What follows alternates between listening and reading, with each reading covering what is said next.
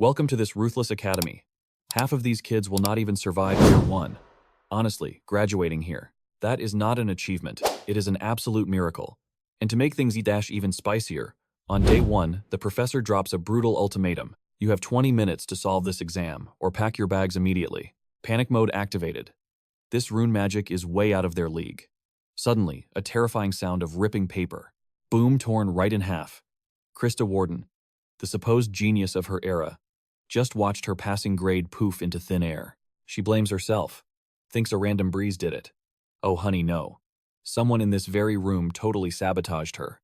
But her seatmate, he just side-eyes the monoflow and traces that sneaky magic right back to the source. Colorless, silent wind magic. The culprit, that smug blonde kid in the front row acting completely innocent. 8 minutes left. Krista is speedrunning a fresh test. Hands trembling, ink flying. She begs Rain for his paper to copy, but bro coldly snatches it away. He deadpan tells her that her slow strategy is doomed. She snaps back, asking how he would even know. He shrugs. It is totally fixable, just not with her basic methods. So our main character grabs the pen and truly begins to cook. But wait, the blonde snake acts first. Hubert, the elite runner-up genius, the absolute pride of the entire academy, and the exact same coward who cheated with invisible wind magic. He loudly slaps his finished test onto the desk like a total boss. The professor casts an analysis spell, scans the complex runes, and sighs. Not terrible, but highly mid. A real mage solves this in 2 minutes. Grade C for you, buddy. Hubert is fuming. He screams about finishing first, using the ultimate formula. And that is when the professor drops the absolute hammer. He mentions the wind magic. He knew everything. Hubert looks absolutely sick. Enter Rain casually handing in his paper. The professor literally laughs, complaining that he was really looking forward to expelling them both. Rain just smirks. If a tiny breeze stops your magic, you are basically garbage anyway. The professor brutally snatches the test. Wait, the circle is wrong. No, not broken. Just weirdly different. Rain mixed a fan shape with a standard core. Literally nobody does this madness. The professor demands answers. Rain casually drops some insane knowledge. Water attributes vibe better this way. Hit the minimum requirements with a basic first-degree equation, and the spell speed basically goes into overdrive. The professor is actually shook. A random freshman knows this. But big talk requires big proof. Theory is cheap. Practical magic is everything. He dares Rain to cast it. The professor begins the chant, fully expecting this cocky kid to fail hard. Suddenly, the paper glows. A blinding flash erupts like a dying star, and literal rain pours inside the classroom. The whole class is absolutely stunned. The professor claps slowly. 13 years of teaching. Countless fake geniuses, but never a masterpiece like this. Grade S. Rain does not even flinch. He just whispers to a terrified Hubert. Next time, zero mercy. So wait, how did a total nobody utterly destroy these elite prodigies on day one? Let us rewind 300 years to the highest tower in the magical empire. Meet Lin, an apathetic boy, and the youngest 4-star mage in history. From street trash to ultimate bookworm, bro basically lived in the library. His only life goal was hitting 7 stars to uncover the absolute truth of the universe. Bro was completely locked in, until one day, a chaotic silver-haired menace stormed his sanctuary. She yelled his name 3 times, got totally ignored, teased him for being a scared little baby, ate a warning fireball straight to the face, crashed into a massive shelf, and got totally buried under ancient books. And for the first time in forever, our edgy boy actually smiled. This was Esther, a bioengineered warrior with a tragically short lifespan. Instead of crying about her dark fate, she was building an elite squad to save the world. Lin lazily asked if this gig was even fun. She stared directly into his soul and said one epic word, the world. He definitely did not join to be a hero. He just thought she was hilarious. Their chaotic party was absolutely cracked. Every single member was a legendary powerhouse. And despite Lin being the absolute youngest of the group, his magical talent was genuinely terrifying. Look at those happy faces, right? Quote, well, plot twist, massive tragedy incoming. During their final epic boss fight, our boy got blasted by a rare abyss poison. Game over, right? Nope, bro literally said no to death, and aggressively carved an immortality seal right into his own heart. As his body turned to ice, he promised Esther he would return. The unfreezing process only triggers at full health. She gripped his freezing hand and swore to wait, while bro turned into a literal human popsicle. A literal human popsicle. All my guy wanted was to reach the 7th circle and find the truth. But boom, 300 years later, He wakes up in some kid named Rain's body, strolls into the plaza, and spots 4 giant statues of his old dinner buddies, complete with carved expiration dates. Yikes. So no, Rain isn't just some lucky scrub who guessed well on a test. He is the original GOAT. He literally invented the formula these kids are sweating over, hailed historically as the Saint Mage. But obviously he is keeping his mouth shut. After class, Krista yells for Rain. When he asks what she wants, she turns completely tomato red and mumbles a quick, "Thank you." Deadpan. He asks her to repeat that, claiming he magically went deaf. Blushing harder, she snaps at him not to push it, swearing she will pay him back so he better not get a big head, because obviously they are sworn rivals. While she is aggressively pointing fingers, some random extras stroll by loudly gossiping about Professor Owen dropping a legendary S grade. They wonder if the blonde guy, Hubert, got it, but nah. It was totally for Krista. Which honestly checks out. They also whisper about how Krista scored the jackpot by pairing up with that famously lazy academic genius. Cut to the academy the next day. Rain casually reminds his favorite tsundere about her promise to pay her debts, asking what floor the girl's dorm was on. Rolling her eyes, she guesses his room is basically the penthouse thanks to his crazy exam scores, reminding him she literally said not to flex so hard. He fires right back. That flex or no flex, she was the one who said breaking promises makes you look cheap. Absolutely fuming, she angrily barks at him to just wait a second. Later, as Rain strolls into the dorms, some background NPC mutters about him being the top-ranked freak and the Elworth family's oldest son. Standing in front of a massive door, Rain questions if this VIP suite is actually his. Flashing his amulet, the door clicks open to reveal a massive private room. Strolling over to the fancy desk, he sighs. Total Magic Tower, PTSD. Even in his past life, he was basically a shut-in nerd, locked away doing absolutely nothing but grinding magic stats. For a split second, Esther crosses his mind. Flopping onto the giant bed, he figures that, aside from crushing his first class, he is totally bored. He briefly considers a casual heist into the Vatican to steal back his own corpse, but breaking in as a teenager sounds like a headache. Flexing his fingers, he traces a few magic circles for a spell, but it completely fizzles out. Well then, guess his new hardware cannot handle 4-star magic yet. Out of nowhere, an owl crashes into his window, nearly giving him a heart attack. It drops a weird wooden box. Rain notices 0 return address and wonders if his dad is playing mailman. He pops it open to find 2 books, instantly freezing. One of them is the exact diary he trusted Esther with. His brain blue screens for a second before absolute panic sets in. Whoever sent this package totally knows his past life secret. Meanwhile, out at the magic training field, Krista is sweating through a time attack. As the seconds tick down, she is absolutely dunking on some poor monsters. Her friend, holding the stopwatch, yells that she has 15 seconds left and teases her about being in an awfully good mood. Sweating Krista defensively snaps that nothing happened, asking why. Her friend smirks, pointing out her suspiciously bubbly aura. With 5 seconds on the clock, the friend slyly asks if a certain guy named Rain is the reason for her glowing skin. She loudly wonders what juicy drama went down, making Krista instantly panic. Fuming, Krista screeches that nothing happened at all. She claims she is just so annoyed by his stupid face every day that she is beating up monsters for therapy. Her friend just gives her the side eye. That tsundere act is not fooling anyone, honey. She figures those spicy rumors about Rain carrying Krista through the exam are 100% true.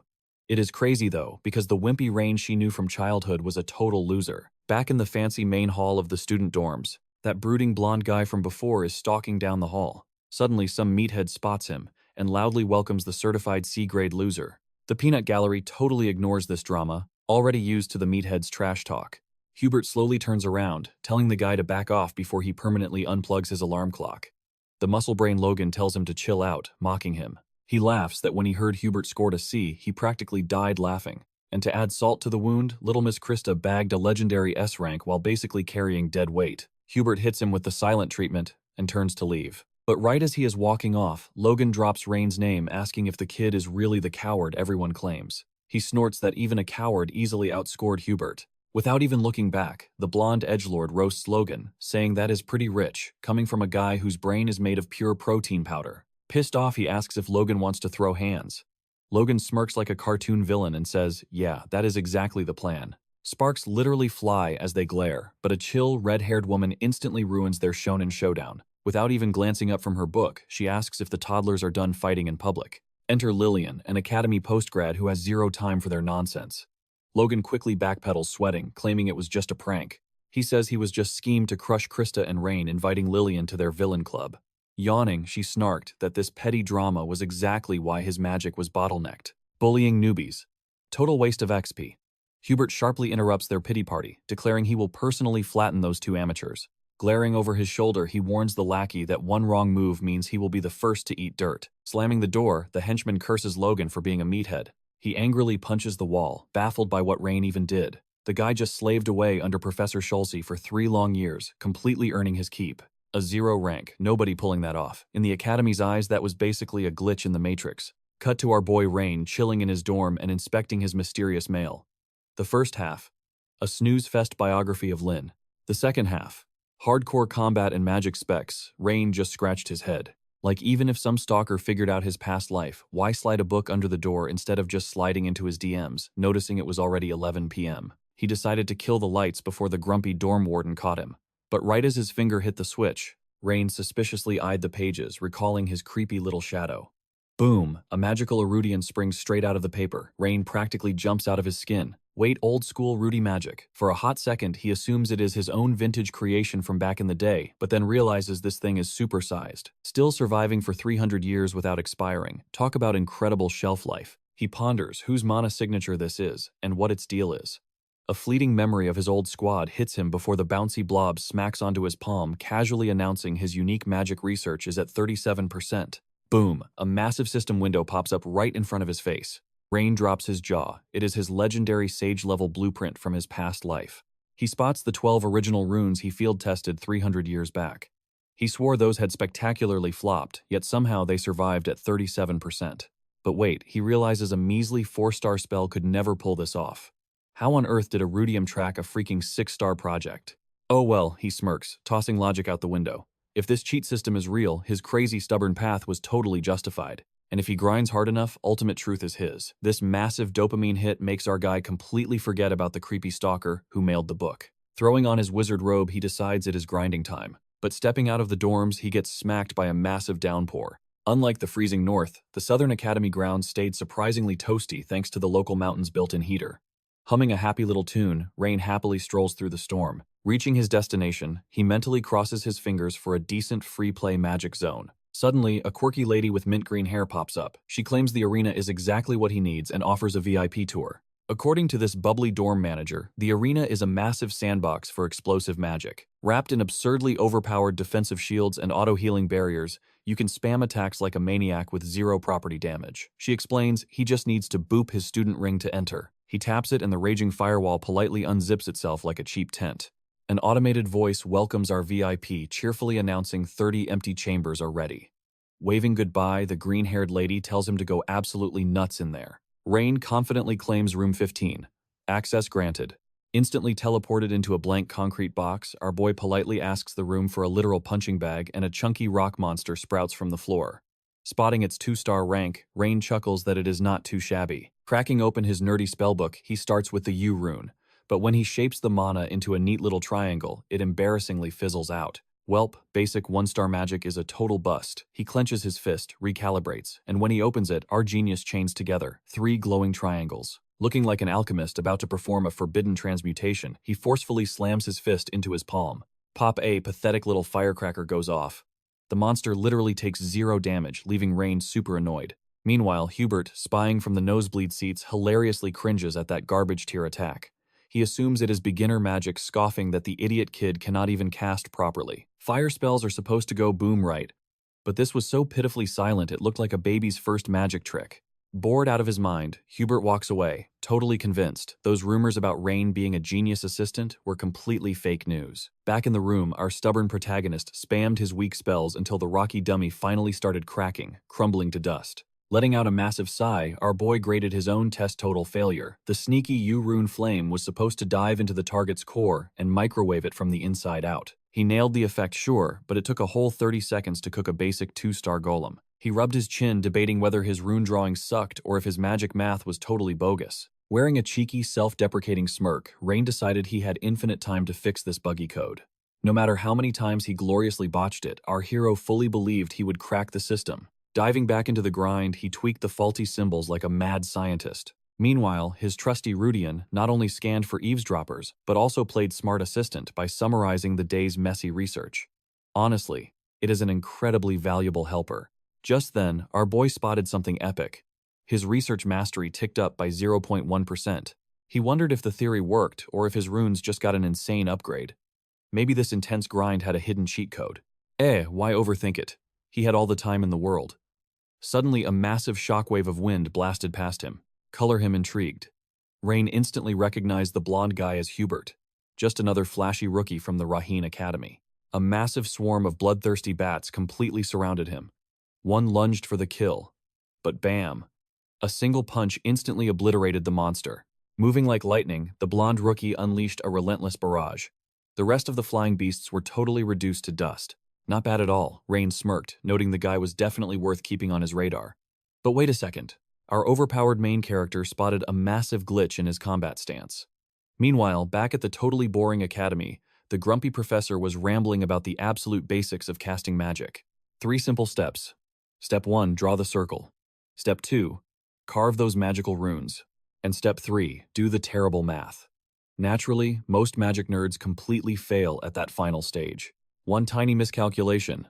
Boom. Absolute catastrophe. So to stop these clueless kids from turning themselves into crispy bacon, the legendary Archmage Lin invented the ultimate cheat sheet. They called it Lin's discriminant.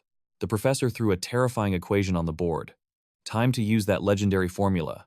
Expecting 0 brain power, he gave these rookies 10 entire minutes. He warned that even a clueless goblin could solve this foolproof magic. The timer started ticking.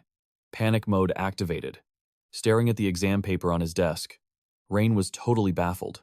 Who on earth leaked his personal math homework?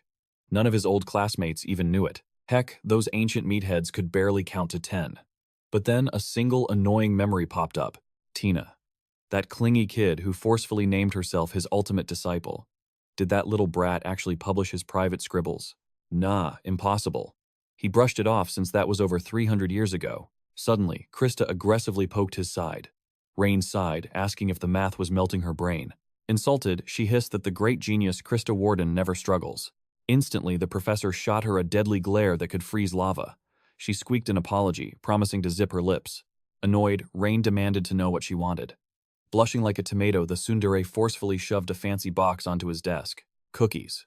She proudly claimed she baked them during her precious breaks from magic training. Before Rain could question this absolute madness, she barked that it was payback for saving her. He thought to himself, hey, maybe she's actually useful. But the moment he cracked the lid, holy disaster. These weren't cookies. They were cursed lumps of black charcoal. While she nervously rambled on, Rain deadpanned asking if these were literal weapons. Did she bake these with pure cemetery mud? Furious, she was about to explode when the teacher ruthlessly sniped her with a flying piece of chalk. Meanwhile, the mob characters in class were practically worshipping Archmage Lin. Hearing these kids fanboy over his past self, Rain felt a massive wave of absolute cringe hitting his soul. They called the ancient mage an absolute god and a literal angel, sweating bullets. Rain silently begged them to shut up. Krista noticed his face turning completely red. Her delusional mind thought, wait, is he blushing over my baking? She smirked, thinking this arrogant know-it-all was actually just a gigantic softie deep down. The teacher suddenly appeared. He mocked Krista, saying for a clueless primate she sure had some nerve. Did she want a special torture lesson? Just then, the glorious school bell rang out, saving her life. The grumpy instructor ordered everyone to hand over their miserable tests. Later, chilling by the gigantic club notice board, Krista loudly asked where Rain was signing up. She proudly declared she was joining the legendary magic volleyball team. Because apparently noble magic bloodlines absolutely must maintain their honor through intense sports. Rain gave her a completely blank stare. Was she joking? She admitted she literally just learned about this rule yesterday. He flat out asked how hitting a ball equaled noble dignity. Before she could even squeak out an answer, he totally ghosted her. Announcing he was hunting for better options, he just casually walked away. The academy offered a crazy amount of epic clubs, designed for absolute chaos and student rivalries. There was the brutal combat magic squad, the destructive fire attribute maniacs, and even a ridiculous party planning committee. Grab some friends with the same crazy goals, and the academy literally showers you with gold for your club activities. As long as a teacher signs off, it's basically free money. The ultimate setup to grind your skills to the max. His own research, Rain just wanted to browse some cool clubs in peace. But with Krista actively stalking his every move, his focus was utterly shattered. She kept screaming, hyping up the Magic Volleyball Club, and asking if his dad ever mentioned that the elite magic bloodline was basically required to join. Rain deadpans that even if it was totally true, he seriously could not care less. Krista demands a reason, and he drops that his dad respects his personal choices. Krista's pal loses it, insisting that volleyball is top tier and he absolutely must join to uphold his family honor. Rain shrugs, pointing out it is optional, and the Magic Sculpture Club looks way cooler. Plus, that local magic club seemed neat. Zoning out. Rain suddenly gets a flashback to the brutal old days when people literally fought to survive. But times changed, peace settled in, and folks actually got to freely pursue what they truly loved. He remembers Esther promising him that by the time he grew up, the world would be an absolute paradise. She hoped he would grow up to protect everyday lives. Seeing our boy completely spaced out, Gertrude loudly snaps at him, asking if his brain is even turned on. Without a single word, Rain just pivots and struts away. When they panic and ask where he is going, he casually mentions hitting up the local magic development club. Gertrude is left completely baffled, wondering if this clueless guy does not realize that magic volleyball is the ultimate flex for high society mages. Massaging her temples, she sighs that the legendary glory of the Lwick family, who famously rivaled the Page clan for over a century, is going straight down the drain, thanks to Rain. Wait. A light bulb goes off. If the Page family's eldest daughter vanished after that shady incident, and the Lwick family is basically throwing too, with an absolute villainous smirk, she declares it is the perfect opening for Krista to dominate the new era. But as she dramatically spins around to hype up her bestie, Gertrude realizes she is talking to thin air. Jaw on the floor, she wonders if Krista seriously ditched her to chase after Rain. Yep, right on cue, Krista is practically tailing him using the super lame excuse that she is suddenly fascinated by the development club. Fast forward just as Rain is about to grab the door, some serious beef echoes from inside. A nerdy guy shouts that he absolutely refuses the awful terms being shoved in his face, while the other guy hits him with the classic rule of the jungle, the strong, take what they want. The arrogant jerk is Logan wearing his signature punchable smirk demanding the kid cough up the clubroom. Catching the drama, Rain bluntly asks who this clown is. Krista gasps in shock, explaining it is Logan, a notorious freshman from Chihak Academy. Rain repeats the name like it is an alien word. Rolling her eyes, she explains, it is a school obsessed with throwing hands. Inside, Logan is straight up bullying the nerd, taunting him to settle it with a magic duel and asking if he even has a spine. Totally trashing the kid's passion, Logan sneers that a garbage club like this will not be missed. Who gives a crap about a local development club anyway? Peeking in like a massive gossip, Krista whispers that turf wars happen all the time. Since space is tighter than a packed subway, if you want to start a club with 0 available rooms open, your only option is to aggressively evict someone else. Rain asks if stealing rooms involves magic duels, which the girl confirms, acting like beating people up is super efficient. Changing gears, she playfully nudges him, asking if he is going to join up, but Rain just sighs that he heavily avoids annoying drama.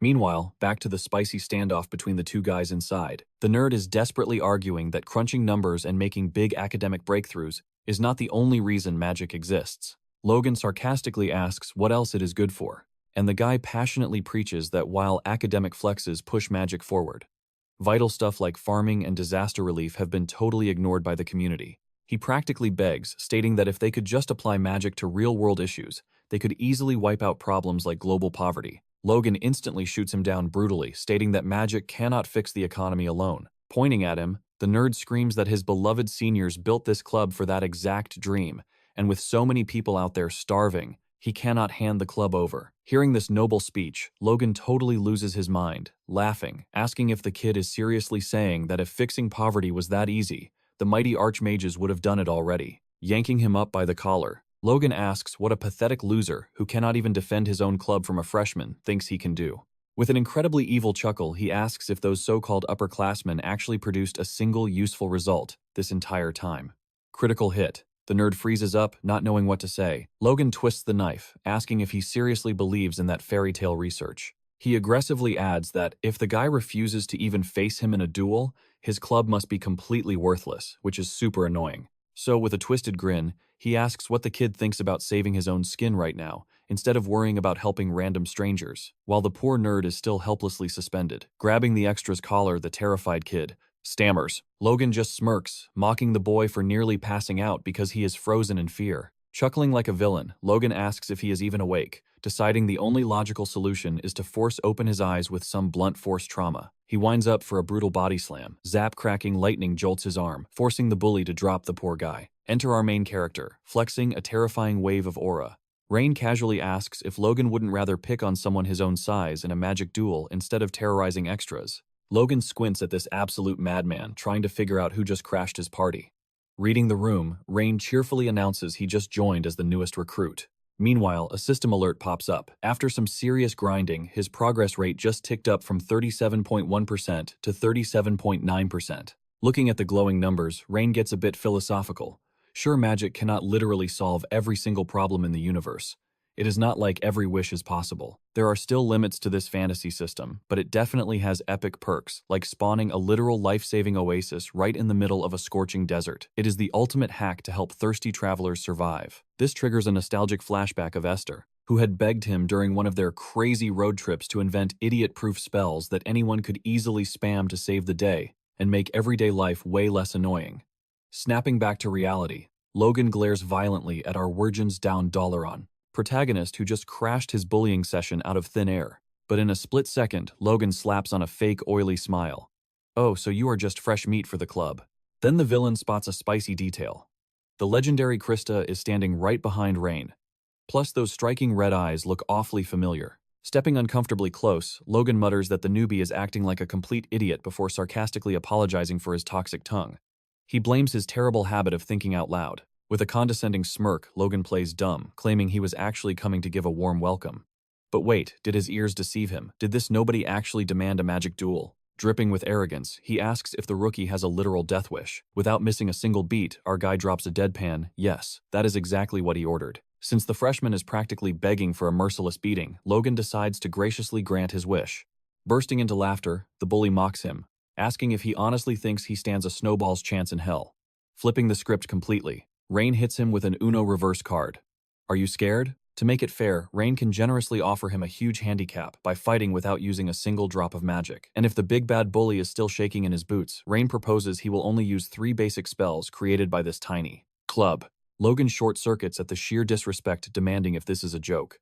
Smirking confidently, Rain hits the nail on the head, pointing out Logan is basically guaranteeing his own flawless victory. Triggered by the immense flex, Logan growls that this is not just overconfidence, it is terminal brain damage. He puts, covering his mouth, Logan fakes an apology.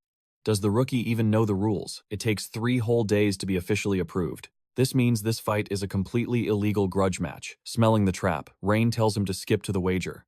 Pointing at the sweaty club president, Logan lays down the stakes. If the newbie miraculously wins, Logan will surrender the room unconditionally and personally act as their bouncer. But if the great Logan takes the crown, this cocky freshman must immediately submit his own expulsion papers and drop out. Logan laughs maniacally, secretly sweating, because ever since locking eyes with Rain, he felt this unscalable monstrous wall of power. Suddenly, Krista kicks the door wide open, eavesdropping the whole time. She furiously demands to know if Logan is completely insane, because the stakes are completely one-sided. Rolling his eyes, Logan barks at the annoying busybody to shut up. Surprisingly, Rain fully agrees with the villain. He casually tells Krista to stay out of his business. Furious, she yells, "Do you even understand the deadly trap?" Locking a dead-eyed stare, Rain delivers the coldest line. "I do not need to understand because I will win. You pick the time and place. I am ready whenever." Howling with laughter at this suicidal confidence, Logan promises to drag a professor in to act as the official referee. No need to delay the inevitable beatdown. The highly anticipated showdown is set for today at 6 in the Dragon Blood Arena. Brushing past a completely frozen Krista, the villain flashes one last arrogant grin, telling the doomed freshman not to run away crying. Strutting down the hallway like he won the lottery, Logan mentally celebrates. He just reeled in a massive fish, and the school principal and the elders are going to be absolutely thrilled. Today is turning out to be a masterpiece. Back in the room, Krista finally scolds Rain. "Have you completely forgotten your place, risking your life in a magic duel?" Opening a textbook like he is at a library, Rain answers with weaponized deadpan that he is just a simple freshman. Veins popping, she begs him to stop treating this like a joke. Rain simply ignores her epic rant entirely, stacking up more reading material. Hitting her limit, the girl angrily spins around, shouting he can dig his own grave, and that she is the biggest idiot for actually caring about him. As she storms off like a hurricane-dense protagonist, Rain tilts his head. Why is she mad? The club president finally stands up, coughing nervously. He points out the sheer insanity.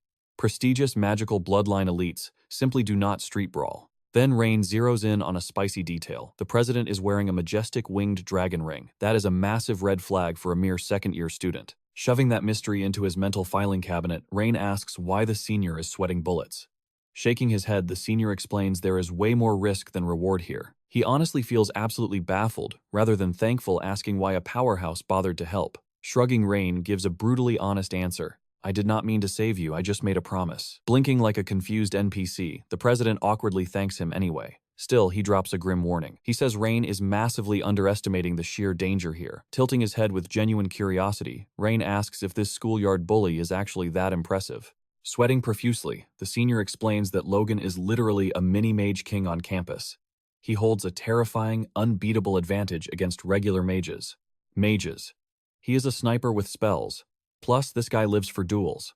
His win rate is sitting pretty at over 90%. Slumping down, Four Eyes sighs. He thinks our boy Rain totally messed up, just blabbing without a filter. Wiping his glasses, he groans. Maybe picking a fight with Logan was overkill. I mean, this club is tiny. He drops the tragic backstory. Born a country bumpkin, his village scraped their pennies together for his tuition. He just wanted to repay them, make his hometown a decent place. That is exactly why he joined this sad little club and started cramming magic theory. But plot twist. Reality hit hard, and his stress levels went through the roof. He only clung to this club out of pure stubbornness. Now he has zilch. He cries about being a total loser, claiming it feels like the heavens are telling him to quit. Laughing awkwardly, the club prez stands up. He insists he will solo this crazy duel, but Rain shuts that down instantly. Deadpan, he asks, what is so embarrassing about trying? Yanking a dusty book off the shelf, Rain declares he is the one who picked this fight. He casually asks to borrow some reading material on spellcasting. Strolling out the door, he promises a quick return. The nerd tries to play hero, but Rain just hits him with a trivia question. Why did the legendary Archmage Lin learn magic? Confused, the prez asks why. Rain smirks. Just to stay alive. He drops the mic, saying everyone needs a selfish reason to start. Meanwhile, out in the bustling hallways, everybody is gossiping about our main character. The rumors are spreading faster than wildfire. Rain sweats, realizing this drama is blowing up way out of proportion. Suddenly, a loud voice cuts through the chatter. Target acquired. When our boy turns around, bam, it is his Aunt Ellen. She is panting, totally out of breath, demanding to know if he is all right. Totally chill, Rain casually says, hello. But 0.5 seconds later, she tackles him and traps him in a brutal headlock. She screams that he is ruining her beauty sleep. She heard the wild duel rumors and demands to know if her ears are broken. Choking, Rain confesses it is all true. That sends her into an absolute hysterical laughing fit. Her precious little nephew is stirring up a massive storm. She definitely needs a stiff drink. Rain shrieks that his skull will pop like a balloon if she keeps choking him out. She finally lets go. She scoffs that Logan's fists will hurt way more, calling him a giant crybaby. Then with a heavy sigh, Rain cluelessly asks if she was actually worried. Oh boy. She whips around like a tornado, screeching if she looks like a clingy ant playing baby monitor for a punk like him. Classic tsundere move. She tells him not to flatter himself aggressively, flicking his forehead for good measure. A solid beatdown from Logan is the only cure for his stupidity. Turning on her heel to storm off, Rain actually apologizes. He awkwardly admits he had no clue this was a massive taboo. But hey, he swears he will not drag the family name through the mud. Auntie sighs. It is already a huge honor issue now. Best case, he gets stomped. Worst case, he gets completely disowned. But plot twist, she is actually furious at the total jerks treating her nephew like total garbage. Flashing a terrifyingly proud smirk, she orders him to finish what he started. He better absolutely demolish that clown in the arena. The mighty wood crest is riding on his back now. He needs to flex so hard that nobody dares to even look him in the eye. Cut to the arena. Death glares are exchanged. Rain replays his aunt's pep talk. Smirking, he thinks, obviously that was my plan all along. The whole campus is sprinting to catch the bloodbath. Seriously, a trash-tier noble versus a brute force meathead. Prime entertainment. Up in the VIP seats, a male instructor watches intently. A female colleague playfully asks for his bets. Her prized fighter Logan, or his underdog student Rain. The guy just scoffs. Fancy titles and noble blood. Pure garbage to him. He is just cheering for whoever packs the biggest punch. That brutal honesty gets a hearty laugh out of his colleague. Classic battle maniac behavior. Down below the referee, Theon grabs the mic. He lays down the law. Because this magic brawl is officially Academy approved, the loser becomes the ultimate lapdog to the winner. Total submission. Academy rules are savage. With that out of the way, he commands both fighters to step up. Oozing cocky main character energy, Logan violently tosses his cape and struts forward. Rain just stares at him like he is a walking trash can. The crowd whispers that Logan came fully strapped for war. Is not this totally overkill for swatting a pathetic fly? Up in the peanut gallery, Krista is glued to the action but nearly jumps out of her skin when Gertrude sneaks up. Gertrude smirks. Found the nervous wreck hiding up here. Flustered Krista tries to play it cool. Worried pfft. She just grabbed popcorn to watch Rain get absolutely curb-stomped. Gertrude just smiles. Sure, whatever helps you sleep at night. Back to the serious observers. The male instructor breaks down the meta. Rookie mages take forever to chant, so brawlers who close the gap and throw hands are an absolute nightmare. He wonders how our boy will survive the blitz. But suddenly, every single jaw in the stadium hits the floor. Rain casually whips out a literal sweeping broom. Wait, what? Logan squints. He thought it was a low-budget wooden staff. Nope. Just household cleaning supplies. The entire arena erupts into absolute hysterical laughter if he plans to sweep the floor. Krista buries her face in pure secondhand embarrassment. The referee blinks, asking what on earth he is holding. Rain casually mentions he grabbed it from the library. Luckily, chore time was over. Dripping with arrogance, Logan sneers, asking if the kid is finally begging for mercy. Just hours ago, he was acting tough. Now he shows up, armed with a janitor weapon. The muscle-headed mage laughs, telling Rain to forfeit before he completely humiliates himself. But Rain just smirks, asking Logan, since when did mages fight with their mouths? Veins popping, Logan aggressively closes the distance until the referee blocks his path, telling him to back off. The judge steps up, verifying the absolute stakes of this battle. If Logan loses, he becomes the local club's personal guard dog until graduation day. But if Rain loses, he gets kicked out of Delayan forever. The judge asks for their final confirmation.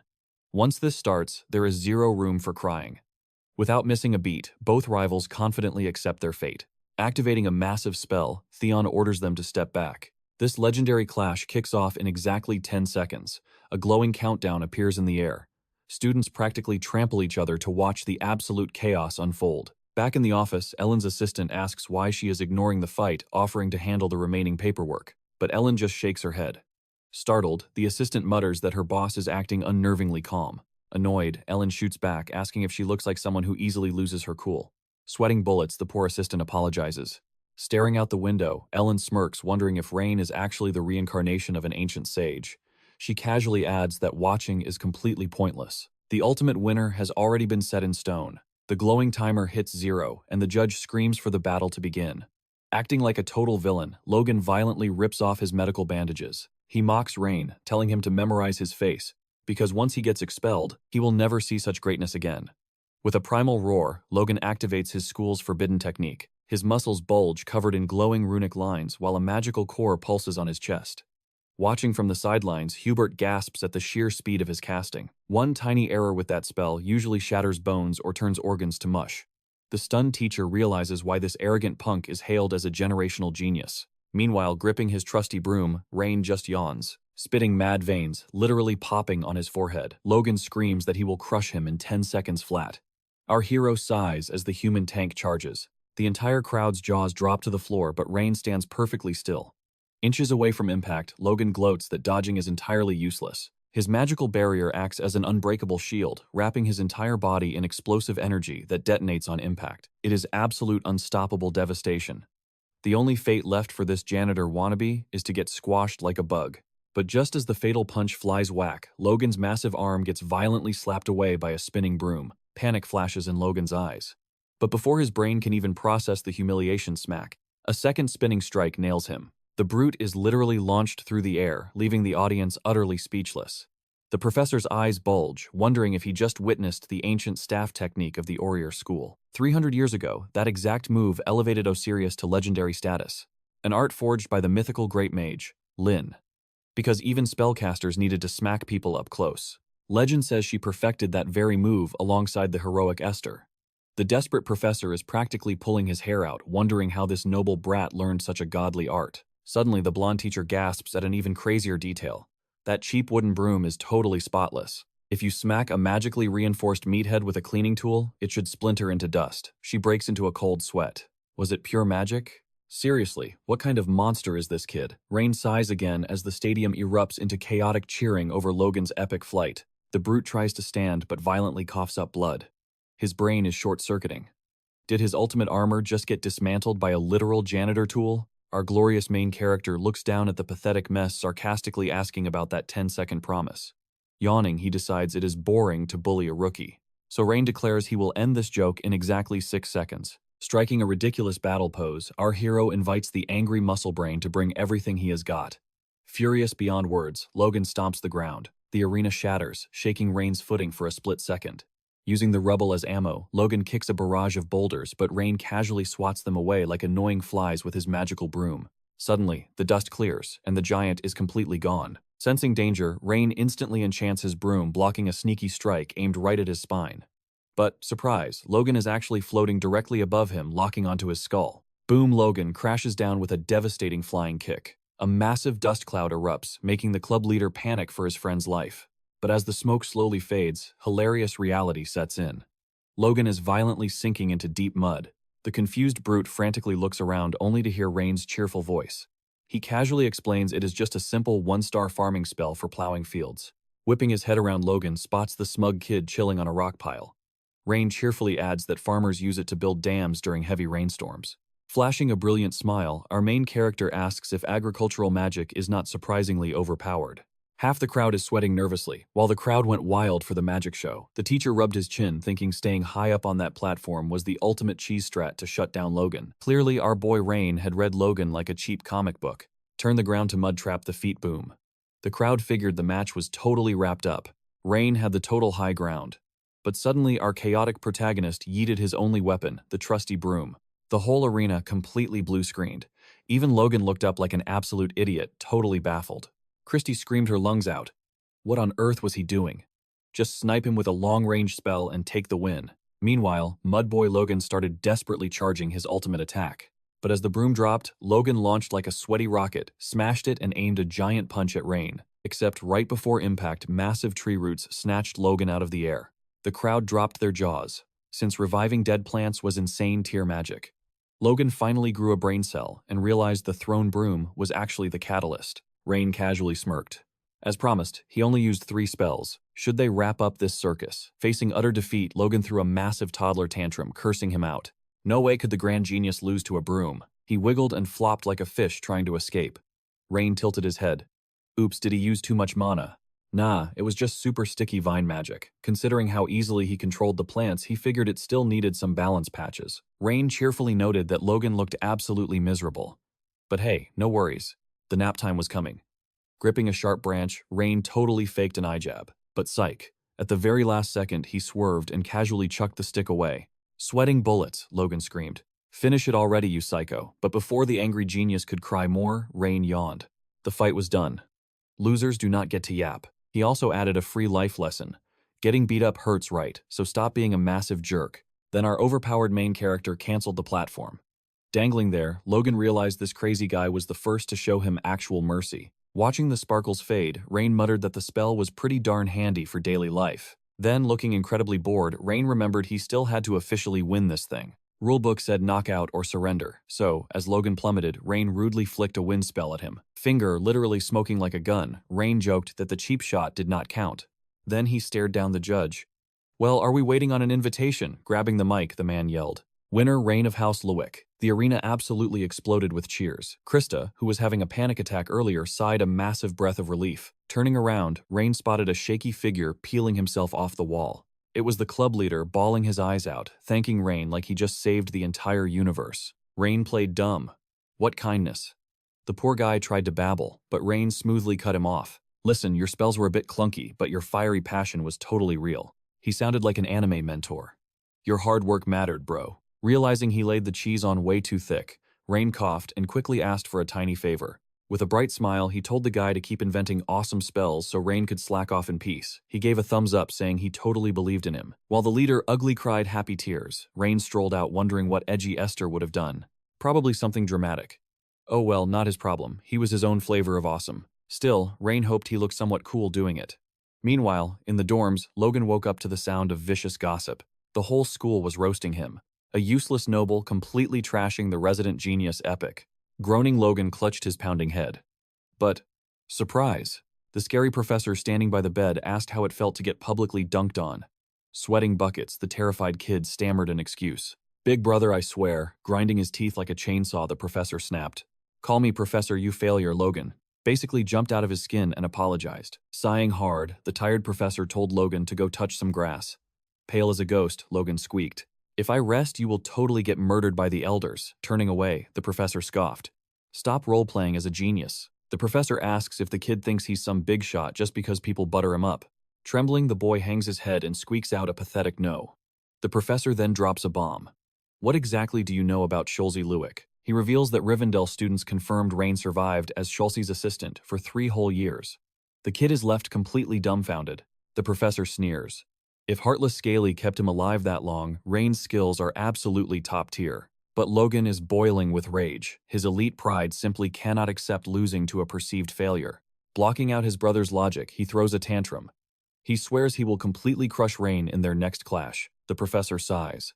Are you actually brain dead? Getting humiliated in combat clearly didn't cure his massive ego. He asks why Logan calls Rain a disgrace, considering Logan is the clown who got utterly destroyed and had to be shown mercy. But if that is the level of his delusion, the professor throws his hands up. Go ahead, dig your own grave. Walking out, he strictly reminds the sore loser to honor his wager. Left alone, Logan takes massive hits of copium. He tells himself he wasn't scared, just being polite to his elder. Let us rewind 15 minutes before the magical beatdown. Rain is chilling in Delton's Central Library, the Empire's grandest archive. He finds it super awkward, holding the biography of his own past life. He asks the librarian for more historical records like it. Instantly, she plops 2 heavy tomes right into his hands. One covers the legendary archer Kais, and the other details the explosive fire dragon priestess Frey. Staring at the covers, an old memory hits him. A ridiculous bet he made with the smug priestess about whose life story would end up thicker. Past Lynn thought it was completely absurd.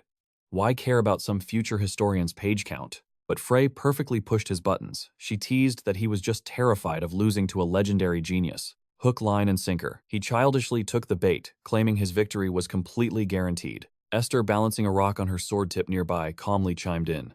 She declared she would bet all her money on Lynn. Frey whined about her always taking his side, but Esther simply smiled, calling it the most logical choice. Lynn demanded the real reason.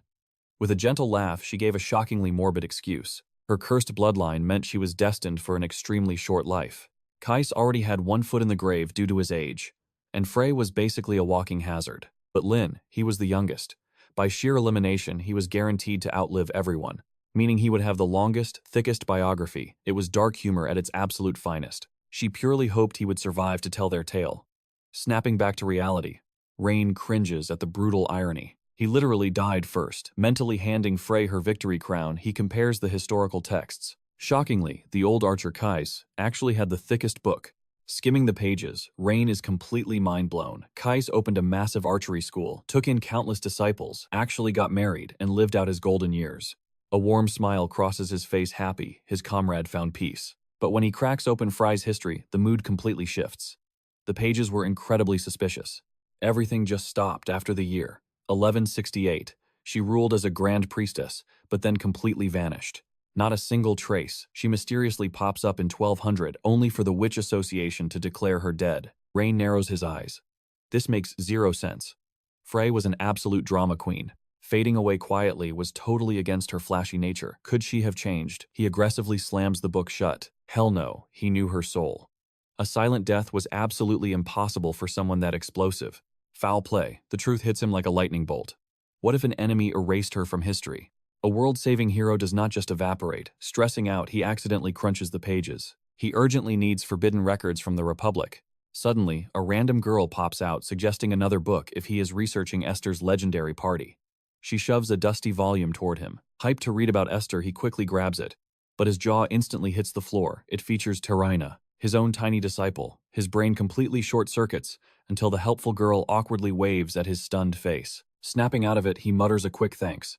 Flipping the ancient pages, he is utterly baffled. When did that little troublemaker become a spirit shaman? That is literally one of the most overpowered magical ranks among the elite witches. It is an ultra-rare exclusive club. So his brain starts cooking. Was she the legendary hero who pulled off the impossible? Skimming the dusty pages, he is completely baffled by her absurd lifespan. It is seriously tough to swallow this wild lore. Piecing the puzzle together, Rain decides he desperately needs some juicy intelligence straight from the Republic. Ding. The arena bell completely ruins his reading session. He contemplates skipping out, but since he already flexed on everyone, he kind of has to show up. Standing tall, he politely begs the librarian to guard his precious book. She sweats, claiming she cannot exactly hoard it. If another student demands to read it, So, Rain promises a speedrun, swearing he will return in 15 minutes flat. After utterly styling on Logan, he sprints back, only to find the librarian having a total panic attack. Frantically digging around, she desperately asks our boy if he secretly swiped the tome. Plot twist. He absolutely did not. Rain asks if it vanished into thin air, and Karen nods, crying that the book pulled a magic disappearing act. While she blinked, Rain scratches his head, wondering if a sneaky thief ninja looted it. But Karen shoots that theory down. The magical anti-theft alarm never made a single peep. Rain is stumped, baffled by this impossible heist. Seeing her on the verge of tears, he knows she is completely innocent. Karen bows in utter shame for breaking her promise. But our smooth operator just shrugs. He offers to simply toss cash at the problem and take the blame entirely. She waves her hands in absolute panic, but Rain hits her with that unrelenting main character charm until she gives in. Stunned by his angelic behavior, she thanks him profusely. Later in his room, Rain gazes upwards, realizing his popularity is skyrocketing lately, despite playing the grumpy loner. Absorbing all this unexpected gratitude actually feels pretty amazing. He wonders if his fresh vessel is messing with his head, or if a quiet life is making him soft. Either way, it is time to put his detective hat on. This academy is overflowing with absolutely bizarre mysteries like that creepy diary teleporting straight back into his pocket. And right when he tried to play historian, that crucial lore book vanished into the void. He suspects ghost interference for a second, but quickly slaps himself. His old squad is long gone, resting in absolute peace.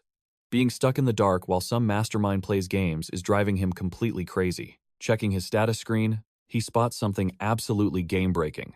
His power gauge went up. Ray freezes, realizing his only workout today was utterly humiliating a rival. Then the light bulb flashes. Smacking students with spells equals free experience points divided by, which hilariously implies that unlocking the universe's ultimate secrets requires choosing absolute violence. But his battle junkie hype quickly fizzles out. Surely the grand system of magic is not this ridiculously brutal. Our hero suspects that true mastery cannot possibly be achieved by just punching his way to the top. Still, zapping a wooden dummy only gave a pathetic 0.1% boost, but bullying Logan yielded a massive 0.8% jump. The math does not lie. This theory demands field testing. Sadly, turning his classmates into target practice would get him expelled instantly. So he gets a brilliant idea. Time to moonlight as a monster hunter. Plus, clearing dungeons means fat stacks of cash for his book-buying addiction. Fast forward to morning, and our accidental harem king is drowning in a sea of fangirls, rocking his signature grumpy face. Rain desperately begs them to kindly give him some personal space. But these girls just think his cold shoulder is part of his irresistible charm. The peanut gallery watches in absolute awe. The bros in class salute his unmatched charisma, totally convinced he is playing four-dimensional chess with the ladies. Rain is 1 second away from screaming. Suddenly, the Ice Queen Krista enters the chat. She glares at the mob, ordering them to scram, and they instantly part like pure magic. Finally, some peace and quiet. As she slides into her seat, Gertrude leans in and jokes that our boy is officially a certified heartthrob. Flashing a cheeky wink, she bounces away. Rain tries to thank his savior, but Krista unleashes a freezing glare, telling him to zip his lips. Utterly confused, he asks what he did wrong. She aggressively reminds him that he is on her permanent ban list. Shrugging off the tsundere attitude, he promises to stay silent. He internally sweats, assuming she is salty about his overwhelming victory. Snapping her textbook shut, she dramatically declares she actually loved watching him wreck the competition. What really grinds her gears is his annoying habit of hiding his true level, like a low-tier scrub. If he is secretly an overpowered beast, he needs to strut around like a boss. After all, he humiliated both Logan and herself. And the absolute best part, now she can legally beat the absolute stuffing out of him guilt-free. Pointing her finger like an anime rival, she promises to absolutely obliterate him into a pile of ashes next time. The entire classroom instantly drops their jaws, realizing the top-tier boss is declaring a full-blown war. The students hold their breath, witnessing the birth of the Academy's most epic rivalry, and each other down. Our boy Rain drops the reality check. Are you seriously gonna stand there? Keep that up, and your grades are gonna tank. She blinks, takes a seat, and actually says thanks. The whole classroom collectively gasps at Krista's crazy, polite manners. Meanwhile, Gertrude is practically face-palming. If she spent all night rehearsing her big villain speech, she could have at least nailed the delivery. Fast forward to the weekend. At the library, Karen hits Rain with some bad news. He tilts his head. What kind of problem? Well, apparently every single book about Tarina has vanished. Out of stock how? Karen whispers that the super scary interrogation unit of the Golden Children swooped in. Censorship time. Wait, does that mean the great shaman got slapped with the heretic label? Karen nods grimly. Rain is just baffled. Who cancels someone after they are already in the grave? Make it make sense. He asks if she actually read it. Duh, it is required reading for elite librarians. It is packed with juicy gossip about Archmage Lin and Frey's disciple. Rain freezes. Are they even talking about the same person? He sweats, asking if there was any shady dark magic sprinkled in those pages. Nope, Karen says it reads like a snooze-fest biography. If there was anything spicy, the censors would have nuked it way earlier. Hearing this, Rain's brain does a dial-up sound. That makes absolutely zero sense. He sighs like a tired grandpa. Time to hit the sketchy black market. Karen practically chokes on her spit. He shrugs. The black market has all the fun stuff. From cursed heretical diaries to forbidden abyss gadgets. Finding that banned book should be a total breeze. But Karen hits him with the harsh truth. Censored black market merch costs an arm and a leg. Rain does the math. Asking his noble family to fund a heretic book. Yeah, that is a one-way ticket to getting disowned. Karen guesses it would cost 3 whole gold coins. A price that makes her wallet cry in absolute poverty. So our guy realizes he needs cash and fast. Should he start peddling cheap spells in back alleys? Or maybe babysit kids as a magic tutor? Nah, the pay is absolute garbage for the hours. Desperate times call for incredibly reckless measures. He needs a high-risk, high-reward jackpot. And what is the absolute craziest gamble around? Throwing his life on the line for quick cash. Spinning on his heels, he throws her a peace sign. Thanks for the tip. Karen blinks, totally lost. Wait, where are you rushing off to? Rain smirks. Just gotta try a little side hustle. I am becoming an adventurer. Time to grind for some gold drops. Karen goes into full-blown panic mode. A fancy noble lord getting dirty in the wild. It is a total scandal. Just give me a few days to think. But Rain waves her off. Speed is key, my friend. Defeated. She hangs her head. I am such a useless librarian. Next morning, plot twist. A creepy guy is pointing at Rain's name on the checkout list. He borrowed the banned biography. Freshmen cannot borrow these. Who rubber-stamped this absolute disaster? A coworker nervously throws Karen under the bus. Where is she? Oh, she is comfortably chilling on her day off today. The guy glares. Did the newbie just skip the rulebook orientation?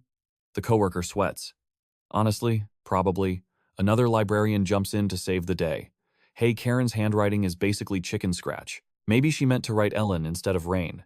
Seriously, you need a magnifying glass to read her scribbles. Rain is the hottest gossip right now, so she totally just had a brain fart. Plus, everyone knows she has been sneaking around with the guy. The clumsy mistakes of a girl in love. Hearing this soap opera logic, the angry dude actually buys it. Fine love makes you stupid. Just cross out his name and write Ellen. Crisis hilariously averted. Now back in the old days, adventurers were basically meat shields covered in mud, drinking in shady taverns and dying for pennies. But nowadays, they are like elite monster hunting influencers. Hit top tier and you get treated like a mega pop star. Rain chuckles. Man, this timeline is wild. Stepping into the guild, he overhears some muscleheads whining. Giant rats and spiders again. But the gold drop is huge. Rain files that profitable tidbit away. At the counter, the receptionist gives him the side eye. Can I help you, kid? I am here to register. She takes one look at his preppy uniform. Oh great, another board academy student. Got your documents, prep boy.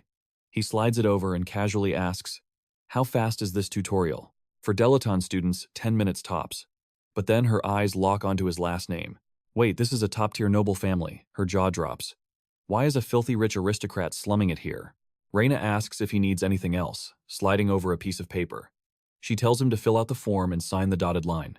He asks what the catch is, and she explains it's a special noble clause. Basically, the guild isn't responsible if a quest blows up in their faces. Catching on instantly, Rain finishes her sentence asking if some spoiled brat tried to sue the guild. The receptionist nods, mentioning some massive tantrum from about 100 years ago. Handing him a basic iron tag, she officially welcomes Rain to the adventurer life. She explains the iron tag is his newbie badge.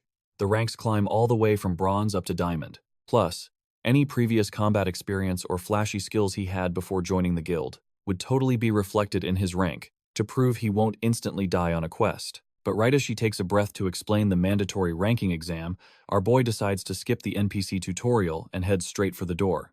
She desperately tries to stop him, promising more lore drops, but he just waves her off. Seeing he's a lost cause, the receptionist sighs, telling him to stay alive, and that ranking up unlocks the actually profitable missions. Now officially a licensed mercenary, Rain thinks it's finally time to rake in that sweet monster hunting cash and explore the danger zones. There is just one tiny problem. His wallet only holds 44 silver coins. Completely broke. He decides to farm some low-level rat spiders. At just 2 silver coins per kill, he figures they must be absolute trash mobs. To make decent money, he'll have to grind a whole mountain of them. Leaving the guild, he arrives at a mountainous path marked by an ancient eastern gate. Rain mutters that the scenery has changed a ton. Down in the city plaza, a totally not suspicious merchant is scamming a crowd with fake life-extending potions. Ignoring the snake oil salesman, Rain theorizes the local dragons must have kicked the bucket, letting the monsters run wild. As Rain approaches the danger zone, the merchant suddenly yells out, begging him to buy a potion before the monsters chew him up. But our boy completely ignores him. Walking further, he spots a familiar staircase and realizes the steps leading to the fire dragon shrine are completely intact. Staring at the stone path, a wave of nostalgia hits him about his old adventuring party. He smirks, glad the shaman's hometown is still standing. Cracking his knuckles, he tells the absent shaman to watch as he completely exterminates the local pests. Suddenly, a dramatic girl with long green hair leaps out of nowhere. Pointing at Rain, she demands to know if he's a mage. She smugly tells him his disguise is useless against her eagle eyes, creating a seriously awkward silence. Rain deadpans that he isn't hiding anything. He's literally wearing a standard mage uniform. Blushing furiously, she coughs and tells him to forget it. Then, she bluntly asks him to join her party as their token mage. Rain is stunned she actually has friends. Ignoring his shock, she points to a literal human mountain looming right behind him. She hypes up Bart as their super reliable, silver rank meat shield. Rain sweats nervously, asking if this is a joke, because that giant looks like a pure raid boss. Offended, the girl scolds Rain for judging a book by its terrifying cover, claiming the hulking beast is actually a massive softie. Next up is Sammy, the apprentice priest who radiates pure innocent child energy, and politely says hello. Finally, the green-haired girl introduces herself as Rem, a self-proclaimed genius archer. Striking a cringe-worthy superhero pose, she declares they will do their absolute best. Rain squints at them, asking if this sketchy trio is actually recruiting him or just mugging him in an alley. Rem explodes, asking who he's calling a thug. Rain bluntly replies, they look exactly like a human trafficking ring hunting for victims. Hearing that, the giant Bart steps up with a terrifying glare, offering to show him a real fight. Rain freezes in terror, but then, the greatest plot twist of the century drops. The hulking death machine of a warrior bursts into literal tears. Rem frantically pats his massive back, sighing that they get called kidnappers all the time. Scratching his head at this chaotic comedy routine, Rain asks why they want a worthless iron rank newbie. Blinking, Rem explains that guild ranks are totally meaningless to them. They trust their gut feelings, flashing a blinding smile. She admits Rain just gave off a super strong aura. That reckless intuition instantly reminds Rain of his old chaotic teammate Esther. Rem adds that Big Softy Bart was just worried about a newbie hiking a monster-infested mountain alone. Sammy chimes in, saying, too many broke students become monster snacks, trying to farm gold out here. The weirdly wholesome trio backs off, saying they won't force him to join but to stay safe if he's playing solo. Playing the lone wolf protagonist, Rain thanks them for the warning but politely declines. He works best alone. Sighing dramatically, the archer leader pouts, accepting her rejection. She assures a still sniffling Bart that the cool mage guy will be totally fine. As Rain confidently strides away, Rem tells her team they should start farming rat spiders, since she literally found their main nest. Record scratch. Someone aggressively taps her shoulder. It's Rain, sweating buckets and instantly begging to join their party. Says he is totally down to join the party. So our boy Rain heads out to exterminate some rat spiders. Meanwhile, we see these ugly bugs chowing down. Deep in the woods, a rat spider is munching on some branches. Suddenly, it hears something approaching. It is Rain's squad loudly wondering if rat spiders are even real, since they have not seen a single one. Bart asks the kid if he is cool with splitting the profits equally. Rain, loving free money, says that sounds perfectly fair. They ask if this is his first rodeo, and if he even knows what these rat freaks look like. Our newbie just shrugs and asks for a lore dump. The cleric explains they are literally just rat heads slapped on spider bodies. Disgusting, right? Their colony has the classic setup, a big boss queen, some sweaty soldiers, and the workers. The workers just eat trees, but the soldiers love the taste of human flesh. Hearing this, Rain immediately asks about the queen. The young priest waves it off. They are definitely not touching the boss mob today. The plan is just to grind some low-level soldiers, leaving the shut-in queen completely alone, underground. Easy in, easy out. But our greedy main character asks why not just wipe the whole server and kill them all at once. Bart's sweat drops, explaining the queen is not the one causing daily trouble. Plus, setting up a boss raid for her would cost way too much gold. So they stick to grinding soldiers, since those are the pests ruining everyone's day. With a sneaky money-hungry grin, Rain figures out the boss drop reward must be absolutely massive. Pushing through the grass, Rem tells him to snap out of it. The queen is a nightmare boss, even for high-rank players. Suddenly, the girl gets hyped like she just spotted a rare loot drop. Jumping down the slope, she yells that she finally found the hunting ground. While literally falling through the air, Rem quick-scopes 2 monsters with her arrows. No time wasted. The warrior charges in, instantly deleting 2 more rat spiders. The ponytailed guy yells to follow him, spotting a massive aggro swarm. Rem realizes the bugs caught their scent. Mid-battle, the girl tells Bart to speedrun this before kill-stealers show up. The warrior totally agrees. Watching them absolutely carry the team, Rain asks the cleric if it is seriously cool to away from keyboard while splitting the loot. Digging through his inventory, the priest laughs. He says their only job is to set up the campfire and chill. Rain is baffled. Are they basically getting carried for free? The cleric admits they never expected him to lift a finger. Rain wonders why they even posted the party invite then. Sammy explains they just wanted to do some charity work. They rushed to help the moment they heard Rain needed gold for his exam. Even after hitting their quota, they just kept grinding. Hanging out with these tryhards, you really feel the wholesome vibes. Rain jokes is this, that unconditional love stuff. God must be doing backflips right now. The priest chuckles. He admits that honestly God has nothing to do with it. He just likes the feeling of leveling up with a solid squad. It is just the magic of human connection, Sammy says. Adventuring together has been an absolute blast, filling his heart right to the brim. Then realizing he just dropped a whole monologue, he gets super flustered. He apologizes for acting so uncool for a priest. Rain just smiles. It really is nice having travel buddies. It reminds him of his old party, which quickly brings back memories of Tarina. Rain randomly asks if Sammy knows anything about her. The priest blinks.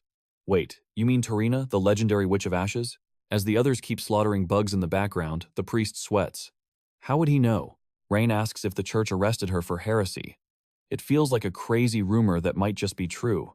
But suddenly, the purple-haired guy hunting mobs bumps into something way above his pay grade. A massive shadow looms.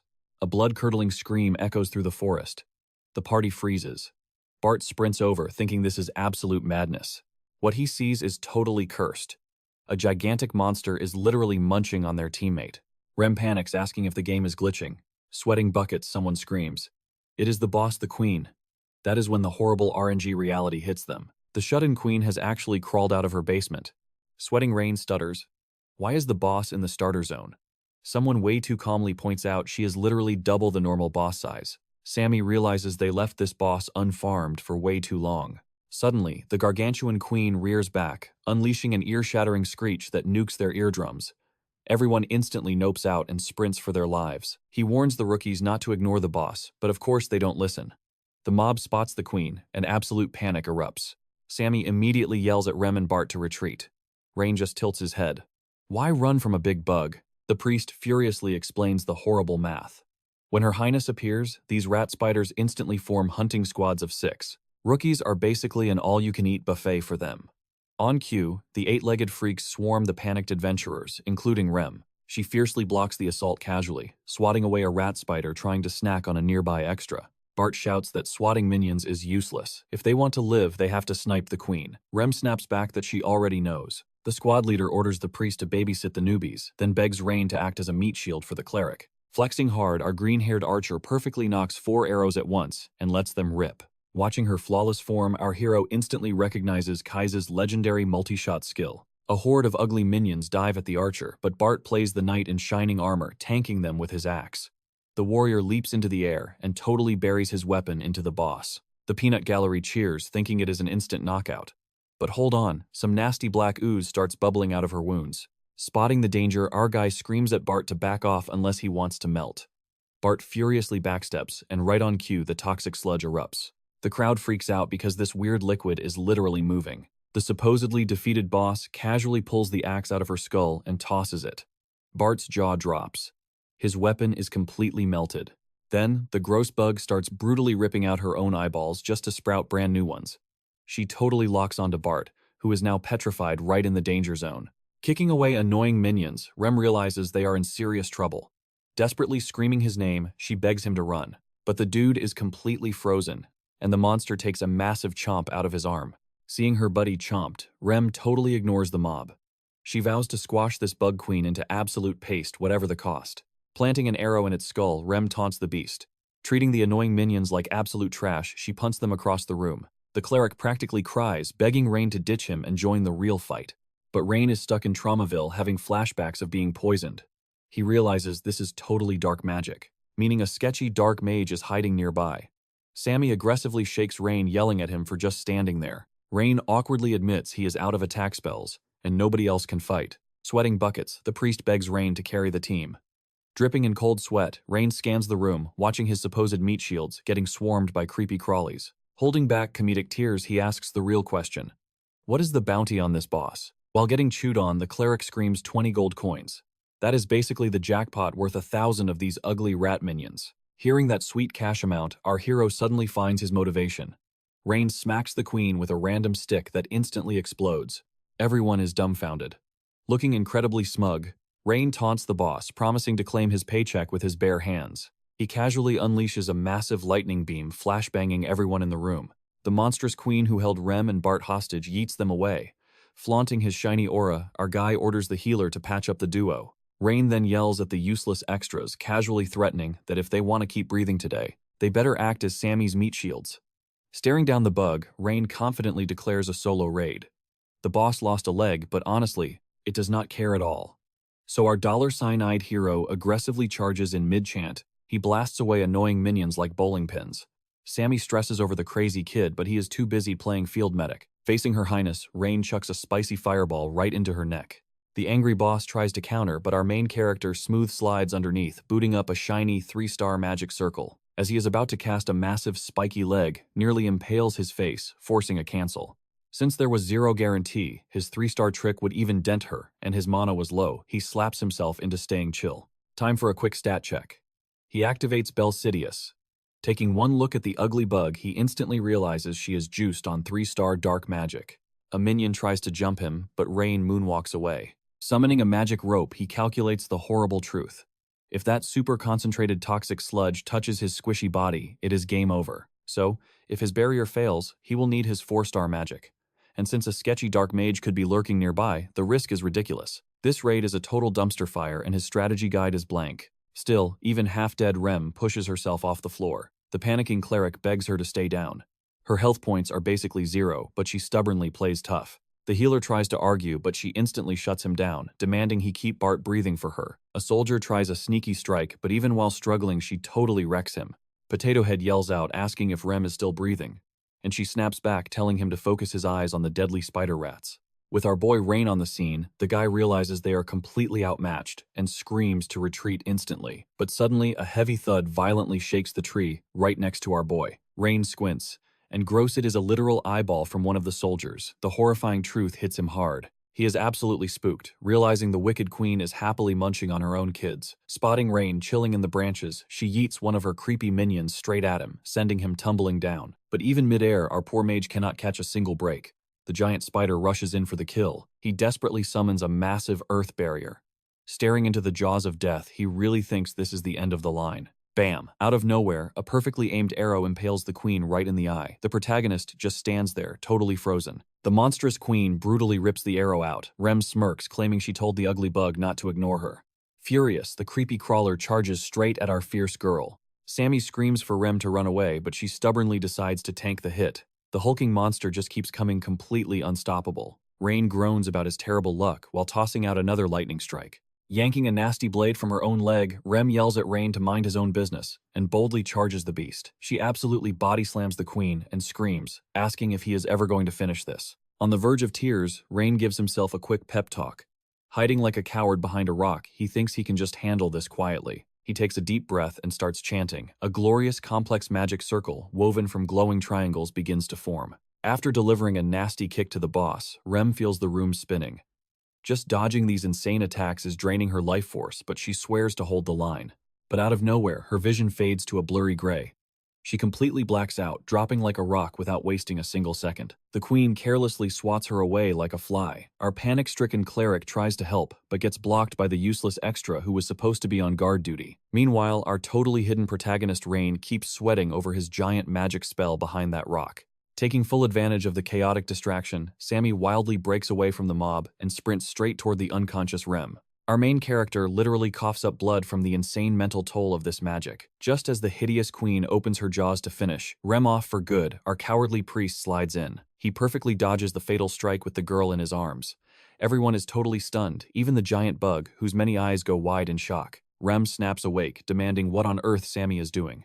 Grabbing her collar, he yells that they have to make it out of this nightmare alive just to see tomorrow. He begs her to quit pulling these suicidal stunts. She sheepishly apologizes, grabbing tightly onto the cleric's shaking shoulder, and jokes that he owes her a massive apology letter after this. He eagerly nods, and as they both stand strong against the terrifying queen, she tells him to brace for impact. The monster lunges forward, and our heroic duo prepares for the very worst. But then, the ultimate plot twist drops. Rain's epic spell is finally locked and loaded. He unleashes an absolutely massive sphere of fiery destruction, blasting the beast. This was not basic magic, it was 4 crazy layers of triangles. The ancient runes glowing inside were angle rule bind and a deadly disperse. The mental math required 14 insane polynomials and 7 brutal rational functions. He crunched the coordinate equations and the pure power outputs in his head like a supercomputer. Then, he triggers the final dispersion circle. A blinding pillar of absolute hellfire erupts, roasting the Spider Queen into extra crispy bacon. Everyone frantically ducks to avoid getting deep fried by the heat wave. When the smoke finally clears, the terrifying boss is nothing but a pile of overcooked charcoal. Slumping against his hiding rock, Rain sighs about how completely pathetic he has become. Back in his glorious past life, he could spam that exact spell 7 whole times without breaking a single sweat. A gentle breeze dramatically scatters the queen's crispy ashes into the wind. The remaining spider minions who were acting so tough earlier are now shaking like terrified little bunnies. The adventurers immediately spot the opening and yell that not a single bug is getting away alive. With the epic boss fight wrapped up, the panicked priest sprints over to Bart, who is still kissing the dirt. Staring at the burnt toast that used to be the queen, Rem shivers at how that absolute nightmare almost wiped them out in just one brutal hit. The cleric finally reaches Bart and starts pumping healing magic into him, while Rem groans about her spinning head. She weakly asks how their meat shield warrior is doing. Sammy laughs, saying the big guy is built like a tank and will bounce back just fine. Glancing up at Rem, Bart awkwardly apologizes and asks if she is in one piece. She brushes it off, saying she got patched up and is perfectly fine, so he needs to stop stressing. Honestly, they just had absolutely garbage luck with that boss spawn. She mutters that it is super sketchy that the queen had insane regeneration skills since the totally useless guild database mentioned literally nothing about it. But hey, against all odds, the boys still managed to nuke her straight back to the lobby with one shiny attack. As the creepy night falls, the party scrambles to check on Rain.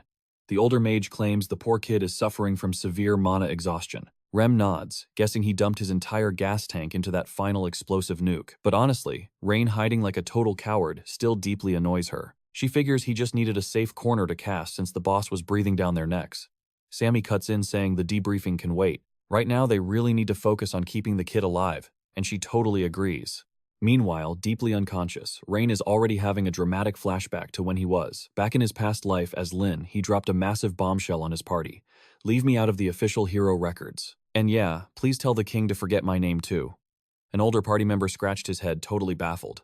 The king had literally planned a royal VIP parade for humanity's saviors. Esther glared at him, asking the obvious. Do you just hate us, or is this another one of your dumb pranks? Lin sighed, tired of the troublemaker label. Flustered, our guy waved his hands. No way, I'm just fundamentally different from you main character types. Hearing that, Freed's face immediately scrunched up. What kind of nonsense is that? But Lin doubled down. Look, I don't have some epic destiny like Kaiser Fried. I don't have a sacred mission like Esther. Honestly, he didn't join this deadly quest to save the world. He literally just tagged along out of morbid curiosity. Surviving this long was pure luck. So Lin declared he didn't deserve a shiny spot in history, he'd just ruin their legendary brand. But instead of agreeing, Kais just patted Lin's head like a stray puppy. The whole party burst out laughing, treating his serious logic like a stand-up routine. Annoyed, our boy grumbled, I'm not worrying, this is cold, hard logic. But Esther gently grabbed his hand and with a soft smile crushed his argument. You are one of us, no matter what. So he needed to drop the whole self-sacrifice act and just live his life. Because like it or not, the entire world already knew him as the legendary party's archmage. Fast forward to the present. Rain snapped awake, bouncing on Bart's back like a sack of potatoes. Where are we? He groaned. Rem blinked in surprise. Oh, Sleeping Beauty is awake. We are heading back to the academy. With a heavy sigh, Rain realized his entire body felt like jelly. He definitely overused his mana, but hey, at least they escaped that creepy black mage. Bart glanced back. Hey kid, were you the one tossing around that insane fire magic? Rain hesitated until Rem crossed her arms. Don't even try to lie. We already know it was you. Busted Rain awkwardly rubbed his neck. I mean, I wasn't exactly keeping it a secret. Rem sighed. So it really was you. They explained that to cover his tracks, they told the guild they used a magic scroll. They offered to fix the report, but Rain waved them off. Nope, let us keep the scroll story. Rem shrugged, deciding not to pry into his weird secrets. Well, you literally saved our skins, so we owe you big time. Our humble hero immediately played it cool. Oh, no need. But the second the cleric offered him the entire quest reward, yes, absolutely, I will take it. Rem gave him the fattest side-eye in history. Feeling judged, he asked, What? Stop staring at me like that I did all the heavy lifting. Rem rolled her eyes. I just expected a classic hero speech like, Oh, let us share this fairly among comrades. Rain scoffed. You read too many fairy tales. The whole group cracked up at his brutal honesty. Dropping the joke, Rain finally smiled. 5 gold coins is plenty for me. But Bart shook his head. Nah, kid, you take the whole pot. Rain tried to argue, but Rem completely ignored him, suggesting he use this gold to build some fancy academy connections. Think of it as an investment, she winked. Rain chuckled, admitting that actually sounded smart. Suddenly the priest chimed in. Hey, didn't you ask about Torina earlier? Our main character perked up. Yeah, what about her? Sammy scratched his chin. I heard some wild rumors back at the church district. Might be fake news, but word on the street is that old shaman dabbled in dark magic before she died. Rain forced a bright smile, waving goodbye to Rem's squad, but the second they turned the corner, his smile vanished.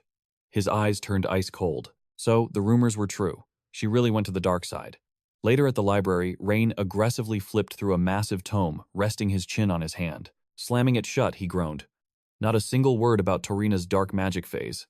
Staring at the dusty cover, his vision blurred, plunging him straight into another past life flashback. Past life Lin tossed a worn-out grimoire into the dirt. Gripping his staff, the young mage marched through the eerie, rotting ruins of a completely wrecked village, deep down in the dreaded abyss. Inside, a creepy, half-sunken house rotting in the swamp. They found her. Torina. Back then, she was just a 7-year-old kid. Snaplin sparked a tiny campfire using soggy driftwood and ripped spellbook pages. A total flex, honestly. That should warm things up, he muttered. Suddenly, a weak cough echoed from the corner. Lin slowly approached the shivering girl. Torina looked absolutely petrified, until Lin dug into his magic pouch. Her panic instantly vanished when her eyes locked onto the ultimate prize. Food. Handing over the crusty bread, he gave a reassuring smile. Relax, kid. I didn't poison it or anything. The rest of his heavily armed party stepped closer. You going to eat that? It is literally all the snacks I have left, Lin joked. But she just stared completely mute. Lin let out a heavy sigh. Suddenly, the dam broke. She sobbed hysterically, screaming that her parents and her entire world were gone. Hearing her heart break, Lin asked if this hidden village ever traded with the outside world. Sniffling, she shook her head. Lin slowly stood up, the grim reality settling in. Nobody even knew this place existed, meaning this tiny crying girl was the last survivor of her people, carrying the memories of a ghost town. Sounds like a VIP ticket to Loneliness Town, right? Then he drops a bomb. If she kicks the bucket, her beloved village gets deleted from existence. Sniffling, Tina grabs onto his shirt, refusing to be the final game over. Lin pulls the ultimate dad move. Well, chew on this. He shoves stale bread in her face. Survival rule number 1, you cannot honor the dead on an empty stomach. It is a solo mission. Suddenly, the kid is vacuuming up crumbs like a starving goblin. Because honestly, it is do or die. Through salty tears, a stalker is born. Torina shadows his every single step. Turns out she has ridiculous magic stats. But Lin is not trying to raise the next archmage. He just feeds her the basic survival tutorial package. Knowing they will part ways, this mini-mage grinds her skill tree like a boss. Zero whining. Squirt gun magic for tiny fires. Check. Dirt trampolines for clumsy falls. Double check. Strictly safe for work. Utility spells. At camp, Freddy smirks. Is our stoic hero secretly a soft-hearted kindergarten teacher? Esther demands the tea. Lin just rolls his eyes and tells them to touch grass. But, secretly watching her level up, he gets hit right in the feels. Is it pity? Or just the classic protagonist's tragic backstory resonance? Fast forward to drop-off day at the local church. Tina looks like a kicked puppy, but shockingly, she skips the tantrum. Esther sighs, noting this dusty town is a dead end anyway. Let us hit the road before guilt sets in. Lin nods internally, praying the kid survives. Meanwhile, a cheery priest is giving her the orphanage VIP tour. It is huge, but you will love it. The pint-sized mage goes completely mute. Cue the awkward silence. The priest sweats, trying the classic "we are family now" emotional manipulation tactic. Big mistake. Tarina snaps right out of her depressed buffering state. Family hard pass. Boom, she drops a geometric magic circle right on the holy floor. I only serve my master. Enter a grumpy elder in black robes bragging about paperwork. He instantly freezes. The friendly priest is literally glued to a pillar by magical vines. The old man loses his mind. Did the toddler do this? He screams for a SWAT team. But the priest, just chilling like a Zen master. Nah, let the angry sprout go. The grumpy elder grumbles but yields. Hanging awkwardly from the wall, the priest flashbacks to getting outplayed by a child. A little help here, he had asked. But Tarina just threw out a polite, sorry not sorry master calls. The priest chuckles at the sheer youthful audacity. Kids these days, right? The old man just shakes his head at the madness. Back on the dusty trail, Lin hears a ghost. He turns and his jaw hits the dirt. It is Tarina. Panting hard, spamming the word Master Lin is utterly baffled. How did you bypass the plot? She smugly credits his own survival magic classes. Dropping to her knees, she unleashes the ultimate weapon, weaponized puppy eyes. Lin sweats, glancing at Esther for a bailout. No luck. He caves but slaps a huge temporary companion disclaimer on it. Did you nuke the priests? He asks. She shakes her head. Innocent. Good. Pacifist route only Lin commands. Boom, the tiny stalker officially joins the hero squad. Out in the wild, her stat sheet explodes. She is an absolute menace, but her damage is real. They realize they caught a shiny, super rare unit. The party dumps XP books into her. Torina sponges up skills like a glitching hack. She acts totally shy, but her magical damage output is frankly terrifying. Once she starts casually one-shotting elite mobs, the squad has no choice but to crown her a full-time member. Campfire loot time. Esther drops a legendary item. A brand new frilly dress. Tarina is ecstatic. Freddy nudges her, pointing straight at Lin, holding a cool straw hat. She reaches for it, thinking it is a bonus drop. Nope, Lin snatches it back. Mine. Absolute savage. Fast forward to the final boss stage. She is a mini nuke now. But in a safe cabin, Lin tells her to bench herself. She rages. Excuse me, have you seen my level? Put me in, coach. Esther hits her with a double rejection. The party ban is real. The kid turns to the boys for backup. Crickets. Absolute betrayal. Heartbroken, she pulls the emotional "we are family" card. Are you seriously ditching your carry? Lin just sighs. You are still level 50. This boss will one-shot you. Besides, the original 4 started this speedrun, so the original 4 finishes it. The victorious 4 wrapped up their quest. Ruffling her hair, Lin flashed a reassuring grin. Don't sweat it. We'll definitely be back, and then I'll teach you some real overpowered magic. Gulping down her tears, the girl promised to wait. Lin smiled warmly, and the legendary party set off. Thus their wholesome adventure concluded. But to Rain, this whole backstory smelled incredibly fishy. Why? Because this innocent kid was destined to become a dark magic menace. Plus, every single book mentioning Tarina was mysteriously slapped onto the banned list. Rain flipped the ancient text open. Placing Rudian against his forehead, the system chimed. Research progress updated. From 37.9 to 39.9%. Sure, progress is great. But seriously, annihilating an entire horde of rat spiders only gave him a measly 2% boost. Talk about a massive grind. Flipping to the final page, he found a cute doodle of Lin. The caption beneath it, the absolute greatest master in the entire world. That adorable tribute actually made Rain chuckle. He almost cracked a soft comment, until his grin instantly vanished into thin air. Dawn broke over the completely wrecked rat spider battlefield. A bunch of shady dudes in green robes scowled at the massive crater. This mess will definitely lure in the golden children, they grumbled, and fry our precious adventurer supply. The scorching heat and ridiculous blast radius were still sizzling. One cultist nervously sweated. This level of pure destruction has to be at least a 4-star tier spell. If their interrogation victims weren't lying, that meant those pesky adventurers Rem and Bart were totally responsible. The hot-headed rogue clenched his fists, screaming for bloody vengeance. But his chill partner quickly shut him down. Idiot. That'll just put a massive target on our backs. Then we just assassinate them. Quietly, the hothead argued. The calm one sighed. We have far bigger fish to fry than petty revenge. The angry robe guy blinked. Like what genius?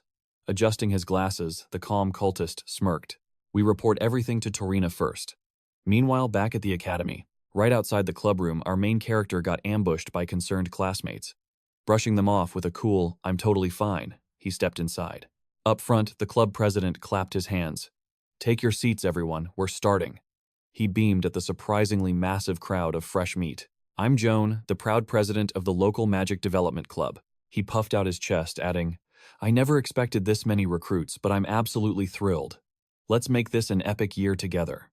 Just as he prepared to dump a boring monologue about club goals, the door slammed open. Joan spun around mid-sentence, still rambling about local community magic, and then completely turned to stone. His jaw practically hit the floor. The whole room gasped. It was Logan, the absolute beast. Breaking the awkward silence, the meathead grunted, "I'm Logan. Nice to meet you." Joan nervously sweated bullets. Perfect timing, man." Frantically waving his arms, the president gestured for the hulking giant to grab a chair, but Logan instantly froze in his tracks. The only open spot, right next to Rain. Our main character, oozing pure smugness, tapped the empty desk with the most devious, evil grin ever. Once the incredibly awkward seating was done, Joan cleared his throat. "Let's take things off with a fresh, positive vibe." Leaning back, Rain whispered sarcastically, "Wow, you actually kept your promise, muscle brain." Logan aggressively clicked his tongue. "I just follow the damn rules." While Joan droned on, our main character totally zoned out, diving deep into plotting. If he threw down with those black mages right now, could he win? Pulling up the Rudian system, his stats flashed. 12 Cane magic power, 311 stamina. Yeah, his physical stats were absolute garbage. He desperately needed a buff. But mindless push-ups wouldn't cut it. He needed a hardcore personal trainer. And slowly, Rain's wicked eyes drifted over to Logan, the ultimate free muscle-head tutor. Cut to the training grounds later, where Rain was absolutely dying from hellish exercises. Panting heavily, Logan glared at him, recalling their earlier chat. "I still don't get it," the big guy grunted. "Why beg me for help? You totally wiped the floor with me. What kind of psycho asks the loser to teach them?" The main character smirked through his sweat. "Don't be so salty. You're literally the golden boy of the legendary meathead faction." That backhanded compliment made a massive vein bulge on Logan's forehead. "Shut it," he barked. "I lost fair and square, so mock me all you want. Treat me like trash. But keep my martial arts school out of your smug mouth." Rain just awkwardly scratched his head, totally baffled. Letting out an exhausted sigh, he replied, "Dude, I'm way too busy to bully you for fun." Snapping his book shut, he decided to drop the jokes and lay it out straight. Pointing dead at the giant, Rain declared, "You are insanely strong, so I want your help leveling up my weak body. No tricks, no insults. I'm genuinely asking you because my mind was blown by how ridiculously overpowered a teenager could be." Logan's chest puffed up with pride, but his brain instantly short-circuited. "Wait, what do you mean? A teenager?" he muttered, totally confused. Ignoring the slip-up, our main character pushed on. "Physical stats are the ultimate foundation for magic, and mine are complete trash. If I don't hardcore grind my stamina, now I'm dead meat." So, Rain smirked, playing his trap card. "Wouldn't it be epic to have a master musclehead like you guide my legendary glow-up doing?" Logan lets out a heavy sigh. He finally admits the tiny brat is right. Nobody else has those muscle-brained qualifications. But taking him as a student? Absolutely not. Go bother someone else. Thinking this giant brute just wants cold, hard cash, our main character tries throwing some serious gold his way, but Logan waves it off. Money is not the problem here. It is pure school politics. Rain belongs to the snobby, magical nobles, while Logan reps the gritty 8 schools, by academy law that makes them sworn enemies, and mortal foes definitely do not hold hands and train together. Rain just rolls his eyes at this cliché nonsense. He calls out the meathead's name. The very second, Logan turns around, boom. A high-tier attack circle is glowing right between his eyes. With a cheeky little bang sound from his lips, Rain snaps the deadly spell away. He smirks, telling the big guy he is incredibly lucky today. If he wanted a fight, Logan would already be toast. Rain then asks the stunned brute if he gets why his head is still attached. Blowing the magical smoke off his fingers, our overpowered main character drops some facts. Logan is not the villain here. They are just a bunch of stressed-out students, not soldiers in a trench. This academy is for studying, not slaughtering each other. He declares this whole rivalry is completely pointless. They are just 2 magic nerds walking the same path. Hearing this unexpected wisdom, the giant brute stays silent. Then he actually nods. Who knew this tiny noble brat could spit such undeniable logic? Fast forward to now, and Rain is literally a melted puddle on the gym floor. He groans for Logan, claiming his soul has left his body. The brute just chuckles, admitting the tiny guy actually has some guts. Gasping for air, Rain asks if he finally proved his worth. Logan smirks and nods. But no breaks allowed. It is time for round 2. Our exhausted main character whines, begging the giant to carry him. The strict coach refuses. Stand up on your own 2 feet. Then Logan mutters a worry. What if the academy catches them, fraternizing? The nobles and the commoners would definitely riot. Rain just laughs weakly. He roasts the big guy, asking if those massive biceps are totally useless. If anyone dares to complain, just punch them into next week. This hilarious thug logic actually works. A rare, genuine smirk crosses the giant's face. He reaches down and hoists the exhausted kid up. Hidden in the shadows, an observing teacher beams with pride. It is beautiful seeing these mortal enemies actually bonding, but the peace is short-lived. Krista suddenly bursts into the dojo. Catching them sweating together, she shrieks, demanding to know if they are throwing hands again. Both boys instantly panic and deny it. Just an innocent workout session. Completely ignoring her dramatic freakout, Logan casually tosses the kid a protein shake. Krista's jaw drops. What on earth is happening to Rain? Is this giant meathead brainwashing him? Logan's veins pop. He snaps back, asking what her deal is. They are busy sharing a very sacred, purely masculine gym moment. She crosses her arms. Classmates or not, this sudden buddy-buddy act is super suspicious. Why the sudden affection? Before the argument escalates, a creepy shadow looms behind her. A heavy hand drops on her shoulder. Someone mutters that she is entirely too loud. Cold sweat drenches her back. It is the terrifying Professor Owen Logan. Respectfully asks what the boss wants. Owen sighs, claiming he merely spotted a noisy group of monkeys and came to spectate. But actually, he brings an official warning. The squad nervously gulps. What kind of warning? The professor smirks like a demon. It is absolutely catastrophic news. A brutal rite of passage is approaching. The ultimate meat grinder that separates the glittering legends from the absolute trash. Piercing their souls with his gaze, Owen declares this academy's core rule. It is a world of merciless, cutthroat survival. He turns his back, dropping the bomb. Fail the upcoming exams and you are instantly expelled. You weaklings better start praying. Later that evening, Rain flops onto his mattress. Flipping open a thick grimoire, those terrifying exam threats echo in his mind. He figures he better do some late-night cramming.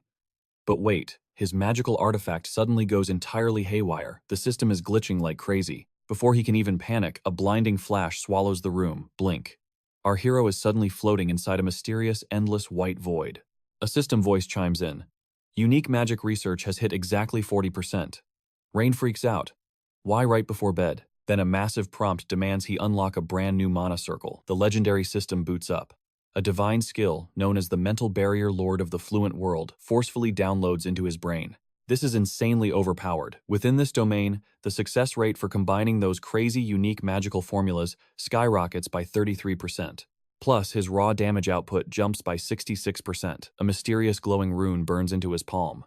But the system flashes a critical error. Activation cost is 20,000 mana. His current pathetic pool, only 12,564. He stares in disbelief. The cold system text clarifies the harsh reality. This greedy seal is the only key to unleashing that god-tier mental barrier. Zap reality violently crashes back, dumping him flat onto his bed. Staring at the glowing artifact, his mind is absolutely racing. A literal mental barrier. In the entire history of magic, only 2 legendary grand mages ever pulled off that absurd secret technique. Realizing he just touched the realm of gods, a massive grin spreads across his face. Morning breaks and our newly buffed main character hastily bandages his glowing hand. Time for a shady little trip to the black market. Stepping outside, he takes a deep breath. The weather is gorgeous. Such a relief from the absolute chaos of the past week.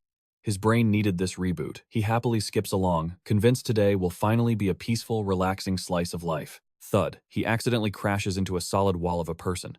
He nervously stammers an apology, claiming he was totally blind. A chilling voice purrs back. No worries at all, considering their special relationship. Rain slowly looks up, and all the color drains from his face. It is Bart's terrifying gang. He awkwardly greets long time no see. The guy booms. Rem just squints. Bro, it has literally been 3 days. What are you on? Rain nods, but before he can even blink, the massive Bart scoops him up like a sack of potatoes. Rain thrashes around in a panic. Hey, unhand me, you brute. What is this? A kidnapping? He demands to be put down, but Rem just cackles. Hey, students are busy. This is mandatory bonding time. This is literally a crime, Rain yells. The cleric just shrugs. We are getting a shiny medal for smashing that spider rat. And there is 0 chance our carry is sitting this out. Rain groans, begging to be released. Bart chuckles, quit pouting, kid. Showing your face at these snooze fests is actually good for business. Plus, the massive award is being handed out by the Adventurers Guild headquarters. Wait, the main branch. Rain blinks in utter confusion. As the squad rolls up to the guild, the crowd immediately starts aggressively whispering. Flashing his ultimate dead fish stare, Rain asks, "Why is everyone acting like total fanboys?" Rem sighs, explaining Bart's master is the legendary seven-sword saint, and she trains under the drunken archer. Throw in a one-shot queen kill, and boom, instant fame. Rain deadpans. Or maybe your masters are just absolute purr. Rem explodes in absolute fury, but Sammy desperately wrestles her back. Bart just laughs off the roast. To a monster like you, maybe. But Rem and I have crushed enough skulls to reach silver rank. Yet they admit that giant bug made them feel totally useless. That actually makes Rain pause and think. Suddenly, a hooded archer steps up to the group. As he reveals his face, Rain visibly flinches. The dude is a spitting image of Kais. Oh ho, so these are the fresh new rookies, the man smirks. The crowd gasps. It is the Bow Saint. Sammy whispers that this guy is elite tier. He is one of the Emperor's 4 martial stars. They get insane power, massive honor, and an aura that basically screams main character energy. The crazy rumors were totally spot on. Seeing Rem nervously avoiding eye contact, the Bow Saint steps closer, tilting his head. He squints at her and his jaw drops. Well, I will be. What is my cute little sister doing in a dump like this? Sweating buckets, Rem insists he has got the wrong girl. He chuckles. Right. Because my sister definitely did not dye her hair and run away from the dojo to play hero, he loudly asks if she even got her brother's permission to stalk him. Cue Rem violently throwing punches at her own flesh and blood. Ignoring the sibling assault, the saint turns his attention to Bart. You, the babysitter of this squad. The warrior nods and the saint grins. Figured, slaying that giant mutant proves you have got some serious muscle. As Sammy restrains the furious Rem, the saint laughs. She is a total headache, huh? Keep her safe for me. Cool as a cucumber. Bart replies that in a real party, nobody is a burden. They just cover each other's blind spots. The Bow Saint's eyes light up. Man, I love your style. Keep that up and you will hit platinum rank before breakfast. Meanwhile, Rain is just standing there like a frozen statue, totally weirded out by how much this dude looks like Kais. The saint steps right up into the boy's personal space. You look super familiar, kid, he mutters. Wait, no, not the face. It is that mysterious protagonist vibe you give off. Playing it cool, Rain formally introduces himself. The saint's eyes widen in shock. Oh, you are that old geezer Scaly's grandson, he says, giving Rain a heavy shoulder pat. Yeah, I totally see the family resemblance, especially those intense glaring eyes. He laughs, recalling how the legendary old man saved his bacon a few times back in the day. Rain just zones out thinking, if my quiet buddy Kais actually spoke, would he sound this incredibly annoying? Suddenly, the saint's legendary bow begins violently vibrating, like a magical artifact having a complete meltdown. The saint aggressively grips his weapon, totally bewildered by the sudden malfunction. Before he can figure it out, a hulking warrior taps his shoulder. Speech time, boss. The saint groans in pure agony, dragging himself to the podium.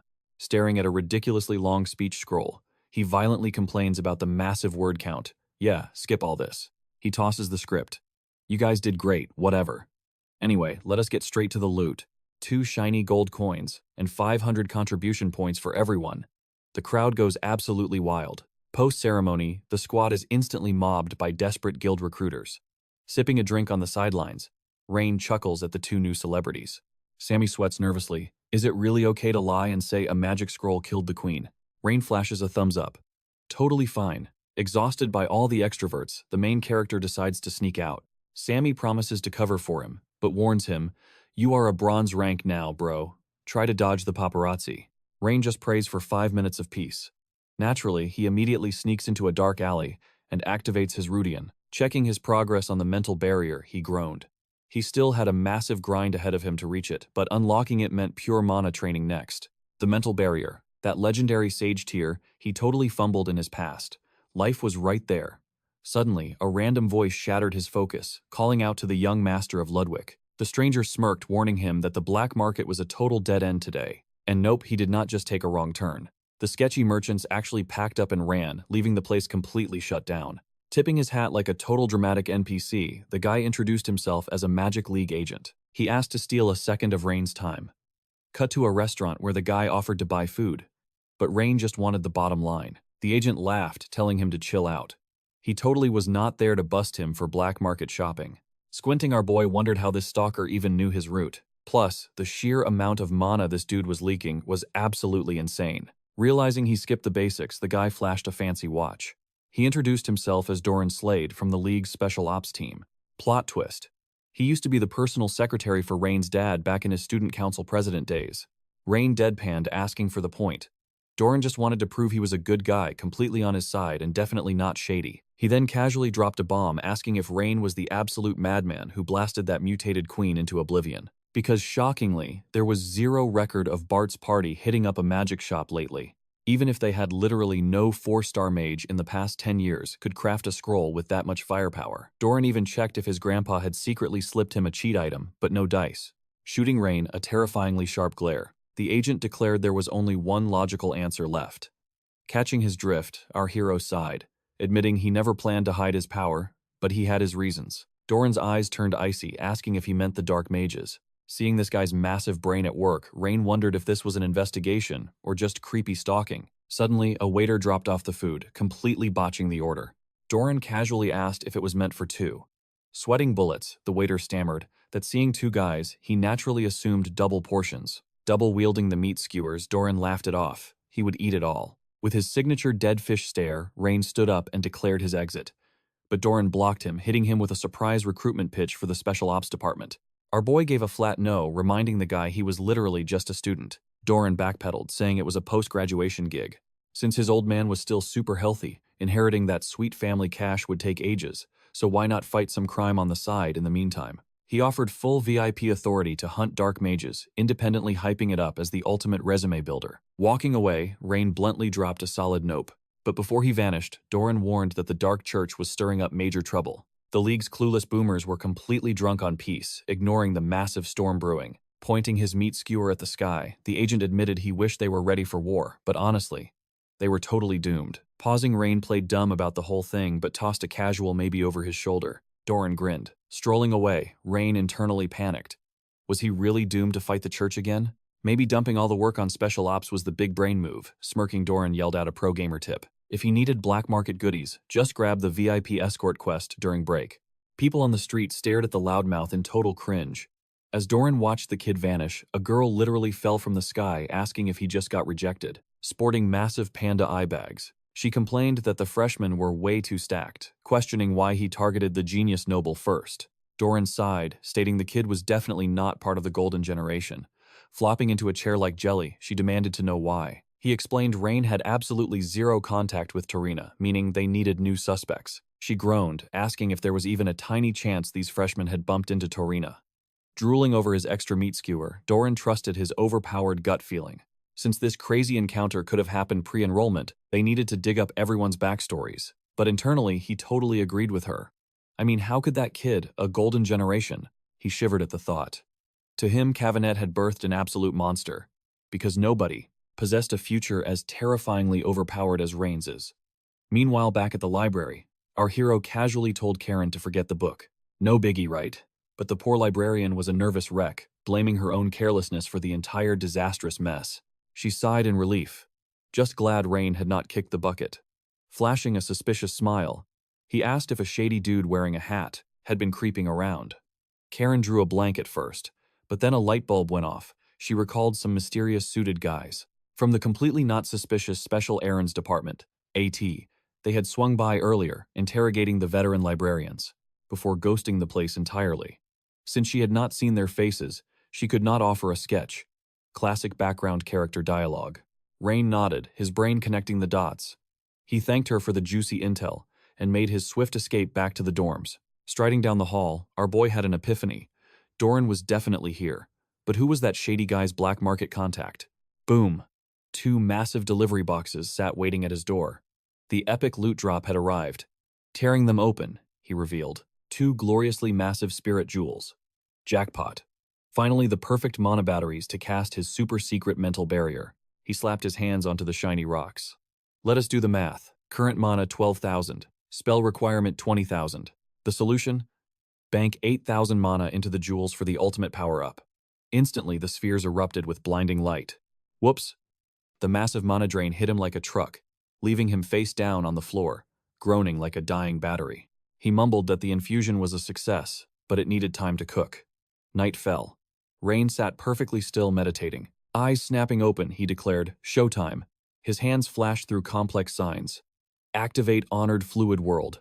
The spheres hummed with epic energy, but suddenly crack. The jewels splintered, and Rain coughed up a dramatic puddle of blood. Sprawled on the floor, he sighed.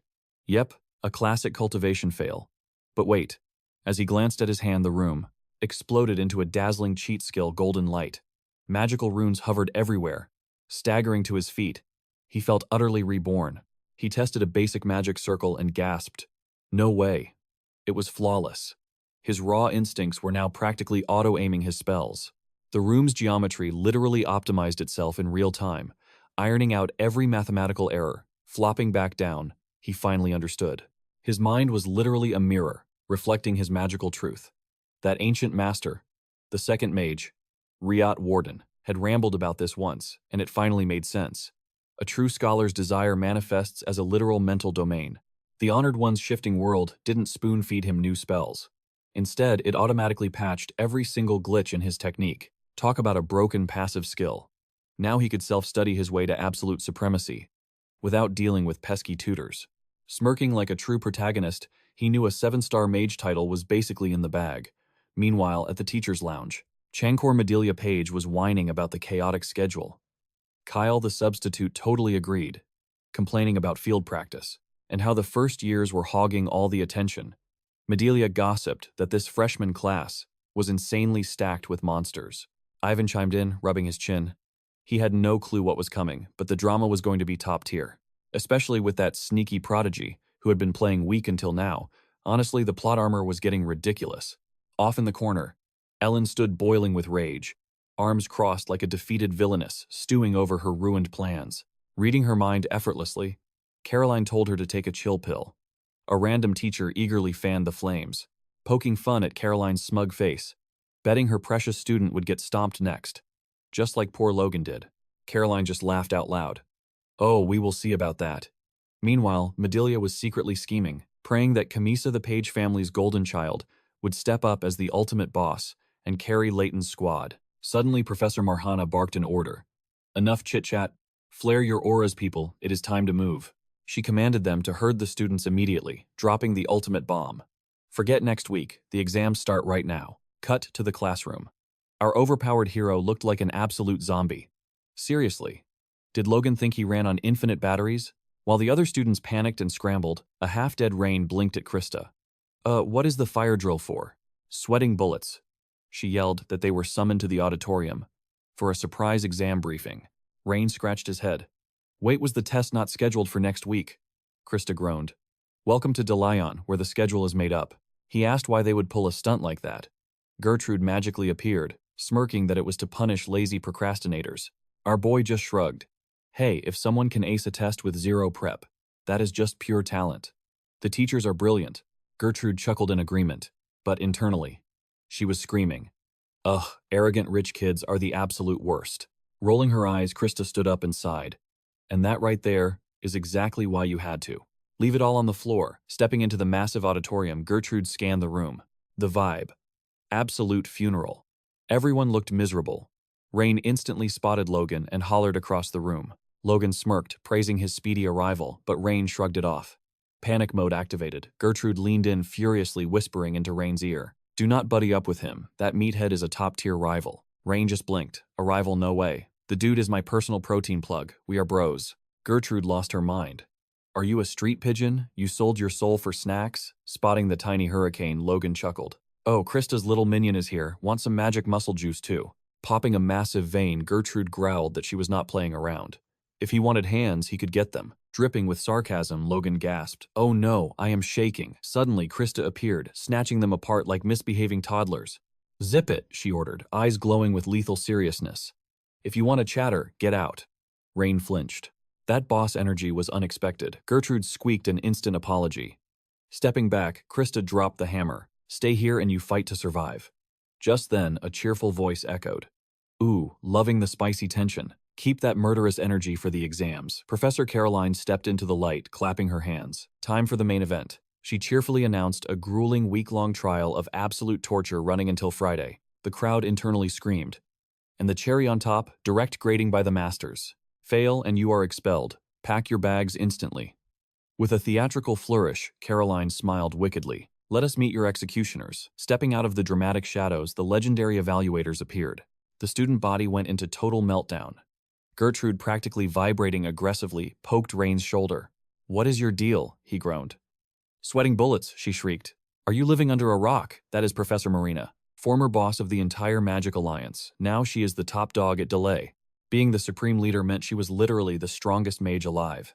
Even the mighty Logan was sweating buckets at this VIP reveal. Gertrude kept shaking Rain until dropping the real bomb. This absolute monster took his grandpa's old job. Rain tilted his head, utterly clueless. Trying to picture his eccentric grandpa's replacement, he logically concluded she must be a total freak of nature. Gertrude then rattled off the rest of the VIP squad. Kyle graduating rank 1 out of 1,378 peers. Jiren building magic towers at age 20. And Ellen, the ruthless critic from the daily magical hearing. These were elite upperclassmen instructors, Gertrude gulped. This lineup was straight out of a nightmare. Marina stood in dead silence. Then a single, sharp throat clear echoed, paralyzing the entire hall. Shut your mouths, she boomed her amplification spell, making the students' souls briefly leave their bodies. Leaning on her cane like a mafia boss, she sneered. These tests exist solely to trash the garbage. Do not expect the babying you got before. The rookies gulped, terrified of what her version of easy was. These judges will axe you the second you bore them with your lack of talent, she added ruthlessly. The panic in the room hit critical mass. Smiling like a true villain, Marina finally nodded. Not bad. You will be scattered to different zones, she commanded, explaining that locations match their personal quirks. Once your death trap is assigned, run straight to your evaluator. Welcome to Delay, she proclaimed. Only the absolute strongest survive here. The weak become fertilizer. Burn that into your brains. Dismissed. Flash forward to a creepy, damp cave. Professor Kyle grinned. Welcome to the labyrinth meat sacks. The students instantly started whining. A labyrinth. Were they going to become actual monster chow? Stroking his chin like a seasoned detective, Rain looked around. Hold up. A cave around here. Kyle raised an eyebrow at the bold student. Care to share with the class, Rain? This is Red Dragon Legion turf, Rain casually dropped. A random labyrinth popping up makes zero sense. Kyle smirked, loving the nerd flex. Relax, genius. It is artificial. I control every single trap. You might break some bones, but you probably will not die. The word probably sent shivers down their spines. Kyle chuckled. Instead of your pulse, maybe worry about your grades. I grade on a vicious curve. Only the top dog gets S rank. The rest of you. Welcome to the absolute Thunderdome. Second and third place, snatch an A rank all the way down to an F. Grab an F or 39th place, and you are taking this test again. The golden rule, speedrun the labyrinth and annihilate every single monster inside. Tag teams only, and if you cannot clear it in 40 minutes, enjoy your expulsion. A glowing status window pops up next to Professor Kyle, announcing that entrance scores dictated your unfortunate team pairings. Go check the board and track down your new best friend. Rain scans the room completely clueless. Then, out of nowhere, a weird clay doll plummets from the sky. Before he can even process the absolute randomness, a heavy boot smashes it into dust. Rain sighs, entirely unsurprised to see it as Krista. Cue the villainous laugh. She dramatically claims the heavens are just cruel for making him face her on day one. Better buckle up. She is here to absolutely shatter his fragile ego. But wait, Logan crashes the party, demanding to know what the fun is about. He happily announces he has great news for Rain, whose face drops into pure misery, sensing a disaster. Plot twist time. The massive bruiser happily declares they are officially partners. That instantly breaks both Rain and Krista's brains. Glitching out, Rain recovers his manners and welcomes his muscle-bound teammate. But this absolutely ruins Krista's dramatic mood. She throws a tantrum, complaining it is totally rigged for the heavy hitters to stack onto one squad. Rain just flashes a smug grin. Did the Ice Queen just admit he is actually talented? Flustered, she denies it and mutters that he is barely passable. Krista scrambles for an insult, remembering his messy entrance exam. But then, reality hits her. He passed that impossible secret test, and her fragile hope completely shatters. Background NPCs start whispering about the cursed team-up. Wait, did they not literally fight last time? Logan flexes boldly, declaring he could not care less since he is taking the gold medal anyway. Rain chuckles at the peanut gallery, daring them to try their luck. Pivoting to his giant partner, Rain questions why the big guy is so hopelessly obsessed with ranks. Does one silly test really matter? Logan stares him down. Does Rain actually want that valedictorian crown? He firmly explains that if that is the goal, yes, it is crucial. They only get 4 shots at this a year. Accepting the challenge, Rain shifts his gaze back to Krista. With a fake pout, he apologizes for having to utterly destroy her team. She looks totally shocked, before flashing a wildly arrogant grin. Bring it on. Suddenly a loud clap echoes and the instructor demands utter silence. 10 minutes on the clock to strategize. He breaks down the chaotic math. Inside the maze sit 20 different routes, perfectly balanced with monsters, but strictly one squad per lane. Instantly, the classroom erupts into panicked plotting. Off to the side, the clueless assistant asks why the freshmen always get this brutal meat grinder. Kyle gives a wicked smirk. You only see a mage's true colors when you throw them entirely off a cliff. When panic hits, their brains completely short-circuit. They freeze, they sweat, they fail. This absolute nightmare is designed to find the diamonds in the rough. Best job ever. Back in the trenches, Logan pitches his master plan. Just smash everything that moves. Rain sighs, admitting violence is fun, but maybe a brain cell or two would help. Sadly, his train of thought gets derailed. Someone nearby is obnoxiously broadcasting their battle plan. Cue Krista, acting totally offended. She snaps that maybe he should stop eavesdropping and invent his own tactics. Annoyed Rain tells her to mind her own magical business. She flips her hair, gloating that her victory is perfectly scripted. Logan points out her insane confidence, considering the strict magic limits inside the labyrinth. Unfazed, she turns her fiery gaze to Rain. Did he really think he could snatch the #1 spot? Cute. She has been sitting on the throne her entire life, and today is no exception. Prepare to witness an impossible gap in skill. Dropping that verbal bomb, she dramatically storms off, leaving her poor partner jogging to catch up. Glasses flashing like an anime villain, the professor yells for Team 2 to enter the Thunderdome. The teachers grab their magical popcorn, watching the live feed. Free-falling into the dark, Krista barks at her teammate for a flashlight spell. He nervously reports incoming radar pings, and she tells him to keep scanning, while she completely handles gravity. A massive cushion of sand magic catches their fall flawlessly. Radar Boy screams out enemy coordinates 20 meters northwest. Behind the pillars, crossing her arms like an absolute boss, Krista commands them to arise. Boom. An entire squad of soldiers spawns in, totally flexing that necromancer drip. The absurd speed of her cast completely breaks the minds of her partner. Plus Rain and Logan. It is basically illegal to summon that fast. Kyle leans in fascinated while the assistant looks ready to faint from terror. This is the legendary Warden bloodline magic, forged by the second great sage himself. Sure, it is only a 2-star spell, but her casting speed is a total cheat code. Being able to controlling 12 summons at her age. That is not just talent, that is pure cheat code genius. Krista casually looks up as a monster, gets cleanly sliced in half. Her poor, sweat-drenched partner detects 3 more targets lurking in the left tunnel. Without missing a beat, she decides they should charge straight in. He claims the enemies are right nearby, but after walking forever, Krista loses her patience and demands to know what his definition of nearby actually is. Panicking, he begs her to wait, warning her about a rock monster at 3 o'clock, another at 8 o'clock, and one clinging to the ceiling right ahead. Rolling her eyes, she commands her shadows to strike, telling him to just sit back and enjoy the show. In a flash, her sand warriors absolutely obliterate the beasts. Her partner is left standing there, completely mind-blown by how effortlessly she wiped out 3 targets. Glancing back, our fierce girl asks what he is doing, and he stammers that there is nothing left over there to fight. Unbothered, she commands him to keep moving.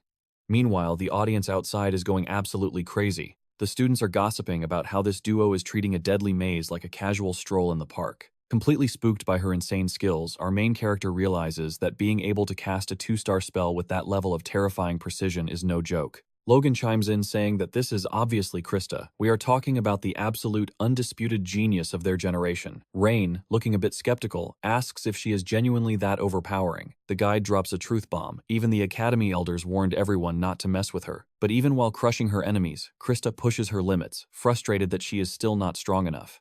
A bitter memory surfaces of 2 arrogant mages gossiping about how legendary her bloodline used to be. They mocked that it was only natural, considering their former leader was once the Grand Dean of Delaten. Staring down at her tiny childhood self, one mage smugly asks if she agrees. He openly questions if her father even deserves to lead the family, laughing that the poor guy barely scraped by as a 2-star mage. He wonders loudly how could a prestigious family that birthed literal sages fall so low. The black-hooded mage awkwardly tells him to zip it, but the red mage refuses, claiming he is just spitting facts while heavily dropping his hand onto the little girl's shoulder. He brutally tells Krista to deliver a harsh message to her dad. Their family is a total disgrace to the magic world. Everyone knows it. Plus, her own mother and 2 sisters are completely magicless. He warns her that clinging to a ruined legacy will only make her life a living nightmare. He sarcastically suggests she should quit magic, pack her bags, and live a boring, peaceful life. It would save everyone the embarrassment. Fueling her rage, she replays those toxic words on a loop while mercilessly destroying her 20th enemy. Glaring at her absolutely exhausted partner, she coldly demands the next target's location. The poor guy begs for a breather, but Krista harshly denies it, declaring playtime is over. She literally yanks him forward using a sand summon. Dragging him like a rag doll, she barks at him to just act as a living GPS and point to the next victims. Back outside, the peanut gallery is going wild over her god-tier performance. The teacher gets literal goosebumps, completely stunned by her monstrous magical output. Flashing back to the past, the tiny girl stands bravely, staring into a bright light surrounded by pure darkness. A green mage asks if she is okay, and with blazing eyes, she declares she is destined to become the greatest mage in history. She swears she will make everyone respect her parents and sisters. Snapping back to the present reality, Krista shreds enemies like paper, reminding herself of that epic vow. She will forge her own legendary destiny and reclaim her honor with her own two hands. She remembers how the elder mage instantly fell to his knees, begging the little prodigy to carry the entire Warden family back to glory. Suddenly, a giant ugly bat monster dive bombs one of her precious sand summons, instantly crushing it. Doing a flawless backflip to dodge, she simply summons a brand new sand golem. Ordering it to rise and shine, she launches it like a missile at the flying beast. Her sandy soldier brutally body slams the monster straight into the dirt with a devastating punch. 4 minutes have passed. The assistant professor loudly announces that all enemy magic signatures have completely vanished. And just like that, Team Q clears the impossible exam, clocking in at an absurd 4 minutes and 13 seconds, shattering the 5-minute mark. Kyle smugly notes that this godlike speed is expected from a pure-blood magic aristocrat. Without hesitation, he loudly declares Krista's final grade is an S. As the victorious duo struts out of the maze, the other students look on like their brains just short-circuited. Most of these kids are still arguing over their basic strategies. Logan knew Krista was a massive talent, but absolutely nobody expected this level of sheer, overpowering dominance. Nabby finally understands the hype. No wonder she is being fast-tracked to rule the entire Magic City. The exhausted duo halts in front of Kyle, who proudly states that out of all his years teaching, they just bagged second place in the all-time speed rankings. Brushing off the praise like a total boss, our fierce girl claims that crushing enemies with overwhelming force is just a standard Tuesday for her family. The professor privately sweats, thinking the Warden family's core strength was only based up in the icy highlands, relying on bottomless stamina and insane mana reserves. Even though he designed the entire maze strategy to counter exactly that, her raw battle instincts completely broke his logic. This flawless victory was not just talent, it was born from terrifying blood, sweat, and tears effort. Her ultimate weapon, she is a prodigy who grinds harder than anyone else. Calling the overachiever and her half-dead partner over, the professor says. Obviously, they passed with flying colors. A few poor souls were still struggling. But the professor instantly announced their S-rank score. Krista does a polite little fake cough, bowing like a perfect angel to thank him. He wishes her luck, and she dramatically spins around, totally riding the high. Strutting past our main character, she gives him that classic smug look. Yeah, I am just that awesome. Smirking Rain whispers to Logan, this might actually be entertaining. Logan eagerly nods, while Rain's mind suddenly drifts, pulled back to his chaotic past life as Lynn. Esther reminisces about their location. A spot once dubbed the Southern Star for its breathtaking beauty. Now it looks like a total dump. Freed plops down, asking for a game plan, since strolling into that cursed fog means instant doom. Our guy completely agrees, while their silver-haired leader just dramatically whines about her empty stomach. After a solid brain blast, Esther casually orders Lynn to obliterate everything. He nods, but as her absolute insanity registers, he whips around screaming, "Are you out of your mind? Isn't this place a priceless cultural heritage site?" Esther bluntly replies, "Yup," panicking. Lynn argues they absolutely must keep it intact, so they can easily repair it later. Kyle and Freed just burst out laughing. He yells, "Are you guys trolling me?" Striking an epic pose, Esther drops some profound nonsense. Sometimes you just dive in headfirst and let future you handle the terrifying consequences. He questions her complete lack of sanity. Freed immediately sides with Esther, earning a loud shut up from Lynn. Blushing Freed sweetly smiles, claiming his safety beats any dusty old monument. Our fearless leader boldly vows to shoulder the entire blame later, dramatically clenching her fists. Esther declares she will literally punch her way through if necessary. Defeated by her absolute stubbornness, our protagonist sighs, wondering if brainless violence solves everything. She simply states she despises doing math. Summoning a glowing magic circle, he completely surrenders to the madness. Fine, whatever happens next is entirely a future problem. It is hilarious how one reckless choice reshapes destiny. Snapping back to the present day, Rain smirks, his chaotic mind finally made up. Announcing a brilliantly stupid idea, he waves Logan over. Logan nervously asks if Rain is pranking him again, terrified they will get instantly disqualified. Rain casually promises to take the heat if it goes south. Scratching his head in pure panic, Logan argues they could pass by doing literally nothing. But where is the glorious fun in being boring? Rain flashes a wicked grin. His trap worked. Eavesdropping nearby, Krista rudely interrupts, demanding to know what they are plotting and why expulsion is on the menu. Rain playfully mocks her fear, telling her to grab some popcorn and watch what they are about to unleash. She throws a total fit. This is a sacred exam, not a playground, so act like serious scholars. Turning with a cheeky smirk, Rain drops a truth bomb. Is not magic supposed to be an absolute blast? Prep time officially expires, and the professor barks for everyone to line up. Panicking at the clock, the other teams desperately sprint to infiltrate the deadly labyrinth. Meanwhile, Rain casually strolls up to the professor like he owns the place. He innocently asks if the students are completely safe inside. The professor proudly gloats yes. His flawless magic system ensures 0 casualties today. Rain instantly turns to Logan. You heard the man, time for maximum chaos. The assistant wildly shouts that 9 minutes have vanished. 60 seconds left. Ripping off his shirt for absolutely no reason, Rain asks if Logan is ready. Logan flexes coolly, declaring he only needs 7 seconds. Rain smirks like an absolute menace. Let us break this whole game. Channeling his incredibly reckless past life, his mana explodes outward. His master plan blow the entire test site to smithereens. They rev their magical engines to the absolute limit, roaring that the real exam starts right now. Krista and her teammates stand completely paralyzed. Are these lunatics really just ignoring the maze?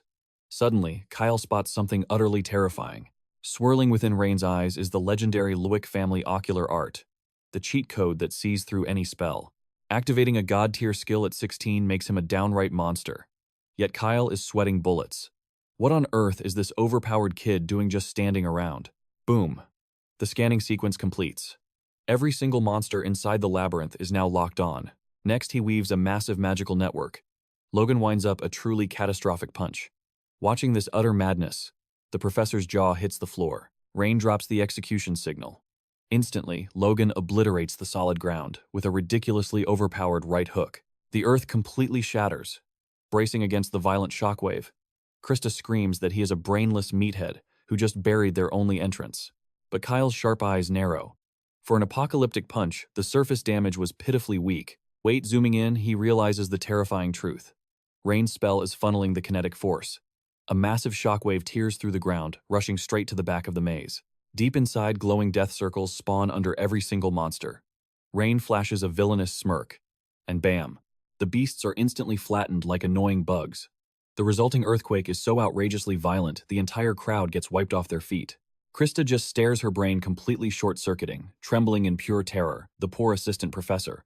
Was that a freaking earthquake? Kyle wipes the dust off his coat, wondering if a spell just backfired. Brushing off his clothes, he asks if something exploded in the maze. But when his poor assistant checks the monitor, he straight up panics. "Professor," he shrieks. Kyle blinks, totally lost. "Dude, what's wrong? I'm reminding you, there's only 1 minute left." Sweating bullets, the guy stammers. "Sir, I checked the radar, and I can't find a single monster inside." Kyle's jaw hits the floor. It hasn't even been 60 seconds. Scratching his neck, the assistant stutters. This has to be a glitch. Kyle raises an eyebrow. Why? Because the entire point was to survive the maze. Nuking the whole thing is basically cheating.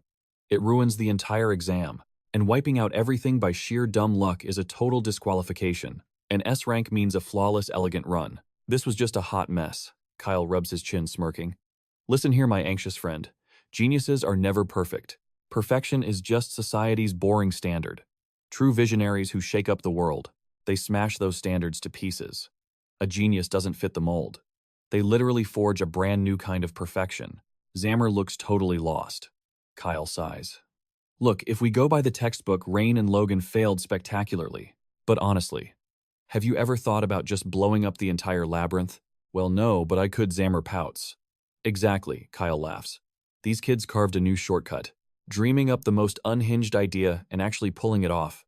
That's the real flex. It's about having the insane brain power to turn a wildly stupid plan into reality. Watching the boys vibe, the professor grins. Just watch. That kid is going to flip the entire magical world completely upside down and shatter its boundaries. 40 minutes later, it's finally over. Kyle announces the grades are up, telling everyone to go take a look and cry. Usually surviving this hellish exam takes 30 minutes. Most kids either emptied their mana tanks completely or blew themselves up trying to show off. Worse, some poor souls had to redo the whole thing after getting smacked around 3 times. Krista and Rumlow's squad cleared it in 4 minutes and 13 seconds. Absolute tryhards. An S rank was guaranteed. But since Logan and Rain's duo speedran it in under 1 minute, the girls' grade plummeted to an A rank. Cue Krista's tragic flashback where all the gossips were buzzing. OMG, the warden kid, can cast 2-star magic at age 6. It was a massive flex. For her nearly bankrupt, crumbling noble house, she was their ultimate golden ticket of relief. But then the crowd instantly ignored her shiny talents and started whispering about the infamous Luick family. The rumor mill loved the so-called Prince of Disaster. Oh, poor thing, they'd mock. But honestly, thank God he's not our problem. Glad he's not in my family tree. Krista used to bully Rain relentlessly simply because the dude had zero reaction to the haters. He didn't care about her insults either. Yet, on the day they arrived at the academy, Rain casually swoops in and saves her life. Even her strict tutor was fanboying over how fast he cast his magic. She was utterly baffled. What the heck happened to him? He was a total wimp at the family banquet. Her tutor was just confused why the kid was chilling outside when the exam had already started. Krista huffed, asking if they couldn't just give the latecomer a free pass. Carolina smirked. Since when do you care about anyone else? Huh. Blushing furiously, Krista argued that just like the teacher said, having this overpowered guy around would make things spicy. A little hardcore competition is good for the soul, right? For the first time, she was genuinely hyped. In that dramatic moment, she declared him her eternal rival. But the exam results just completely curb-stomped her pride. Her teammate Rumblow bounds over crying happy tears for the hard carry. But Krista is just standing there, buffering. Did I seriously just lose again?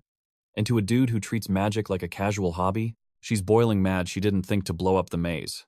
But reality hits hard. Even if she had the idea, she totally lacked the firepower. Watching her fume, Kyle chuckles. Her massive competitive streak. He respects the hustle. It's a great trait. But deep down he pities her. If she keeps chasing that monster Rain, she is in for a seriously traumatizing ride. Adjusting his glasses with an anime sigh, he grabs the mic and announces that normally only one squad gets the S-rank crown. But since the glitchy point system forced Logan and Rain into one insanely overpowered team, that's totally unfair. So, plot twist. Both teams get an S rank.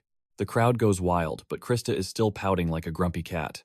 Rain wanders over with a smug grin. Looks like a dead heat. He offers a friendly handshake, but smack. She swats it away. The crowd freezes, totally baffled. Krista glares. Does he honestly think she'd accept a pity tie? Our boy Rain just blinks, wondering what her deal is. They both scored an S rank. Furious, she screams at him to drop the nice guy act. She knows her score was pure charity. Panic floods her eyes. Begging the crowd to look away, she bolts into the woods. Rain shouts her name, but she is already gone. He turns to Logan, clueless. Did I say something wrong? Logan shrugs. Probably not. But as a guy from the 8 magic schools, clan drama is way above his pay grade. Rain squints. Logan is sweating bullets. Spill it, what do you know? Cornered Logan dishes out the local gossip. The Warden family is washed up. A cursed magic clan. Frowning Rain demands to know why anyone would trash them like that. Logan sighs. It is the harsh truth. Their golden age is ancient history. Until Krista came along, the Wardens were basically a joke. She single-handedly dragged their dying name from the mud, forcing the world to respect them again. A one-girl army. And after carrying that massive burden for her entire life, she is basically a walking stress bomb. Meanwhile, deep in the shadows of the forest, Krista is sobbing. Crunch. Hearing footsteps, she snaps up. Her voice trembles. True mages and noble clans must command absolute awe. They carry the crushing weight of the world's expectations. They absolutely cannot show weakness to the masses. But playing the perfect prodigy is tearing her apart. Since she was 6 years old, she sacrificed her entire childhood just to survive. And then, some random nobody without a fancy bloodline strolls in and steps all over her clan's pride. To make it worse, Rain treats this life-and-death struggle like a casual walk in the park. She screams at him. How can he possibly claim that casting magic is fun? There is zero fun in this nightmare. Mana violently swirls around her. Why? She bleeds for this art, yet his score totally eclipsed hers. With a casual wave, Rain shatters her sand summon into dust. He smiles. I just love magic. When a spell clicks perfectly, every ounce of suffering just melts away. Only true grinders can taste that pure euphoria. But trust me, it is not all sunshine and rainbows. Hearing him confess his own dark struggles, Krista snaps. She launches a vicious new summon, deflecting her furious strike. Rain speaks softly. You are the final pillar of your clan. You trained until you bled. Your power is legendary. I cannot even fathom the hell you walked through. But honestly, his eyes soften. Judging by that attack, this is the very first time you successfully cast that spell. The truth hits her like a truck. Hot tears stream down her face. She glares daggers at him, but our clueless hero keeps rambling. That toxic legacy, it was never your burden. You could have walked away any time, yet you stayed. Why? Suddenly she summons a colossal stone golem. Shut your mouth, she roars. Our main character does not even flinch. He stares down the beast. Is it because you cannot forget that feeling? Refusing to listen, she screams at him to shut up and bashes him with a massive rock fist. Bam, mid-strike a memory flashes. A tiny Krista, grinning from ear to ear just for blowing up a straw dummy. Eating the attack like a champ. Rain smirks. You are insanely strong. Nobody would dare cross you now. The dam breaks. Krista bawls her eyes out. Rain chuckles. See, you finally remembered the thrill of magic. Sniffling, she scrubs her face and glares. Stop acting so cool. It is incredibly annoying. He laughs. Hey, winners get to gloat. I won this round. Her jaw drops, totally speechless. Rain smiles warmly. It has been a long time since my blood pumped like this. Reaching out, he claims her as his true rival. Thanks to you, I had an absolute blast today. Do not disappoint me in the next exam. Boom. The Ice Queen finally smiles. The crying mess is gone, replaced by a blushing textbook tsundere. She slaps his arm. I said stop acting cool. Sprinting away, she yells back. Do not get cocky, loser. Next time I am crushing your soul, rubbing his stinging cheek. He lets out a dramatic groan. Man, she hits like a truck. Dashing through the trees. Krista silently apologizes to her dad. She has found her own path. Back at the academy, Kyle drops some teacher wisdom. Talent awakens in weird ways. His assistant just blinks. Kyle smirks. Sometimes it takes a bitter rivalry. A massive obstacle to smash. Or maybe just maybe an infuriatingly reliable friend. Watching his chaotic students, he laughs. This year is going to be a total headache. The assistant groans. Could it get any worse? Grinning like a mastermind, Kyle knows he made the perfect move, landing a teaching gig at Delay. But peace never lasts, right? Time to round up the poor students. Back at Tatan, the academy drops a rare blessing. No afternoon classes during exams. In the hallway, Logan squints, asking why Rain is rocking a seriously swollen face. Rain violently dodges the question. Must be your imagination. He quickly pivots, declaring that with free time, they should totally hit the training hall. Logan looks at him like he is crazy. Bro, we just survived an exam. Kicking the door open, Rain smirks. Exactly why I need to sweat. But cue the boss music. Professor Owen is waiting. Oh, you boys have energy to spare. The sadistic teacher points to a massive paper mountain. I whipped up 150 math questions. Consider it a warm-up.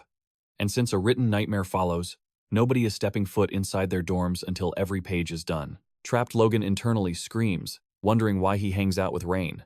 Flashing a demonically innocent smile, Owen casually offers Logan a permanent vacation. Logan instantly snaps to attention. I love math. The trap snaps shut. Owen aggressively gestures at every passing soul. You are all participating. A chorus of agonizing groans erupts. We are dying here, Owen glares. Do I need to speak louder? Grabbing his towering test packet, Rain spots Krista. She looks like a literal zombie, Owen chuckles. I thought you ran off, but you came marching back so full of life, so I gifted you extra questions. Krista snaps back to reality and screeches. Are you pranking me? Owen does not blink. Not a joke. And do not even think about slacking, because this heavily impacts your final grade. The classroom turns into a sea of endless whining. Annoyed, the merciless professor calls them mindless primates. One more peep and you fail instantly. Silence falls. Analyzing the nightmare, Rain realizes this is a brutal test of mental stamina. But this mountain of equations, absolute madness. Normal students would break their brains trying to solve this. It was a pure torture test. But our guy, he sneers, activating his Belsidious. Time for a little divine cheating. Exactly 10 minutes later. Done. Owen raises an eyebrow. Awfully fast. If you are that insanely confident, drop the paper and get out. But before Rain can flex, a voice croaks from the dead. It is Krista. Barely keeping her eyes open, she scoffs, rushing like a fool. My score will crush yours, Rain laughs. You look like a walking corpse. Instantly, Owen barks at her. Did I say you could speak during my exam? She sheepishly mutters a sorry. Rain smugly rises, and while strolling to the exit, checks on his buddy Logan. The poor guy's soul has left his body. He is hopelessly stuck, leaving his friend to suffer. Rain dreams of a hot shower. But as the door clicks shut, a figure steps into the hall. A girl rocking blazing red hair halts him in his tracks. Her crimson locks practically radiate heat, and her piercing eyes hold an abyss of dark secrets.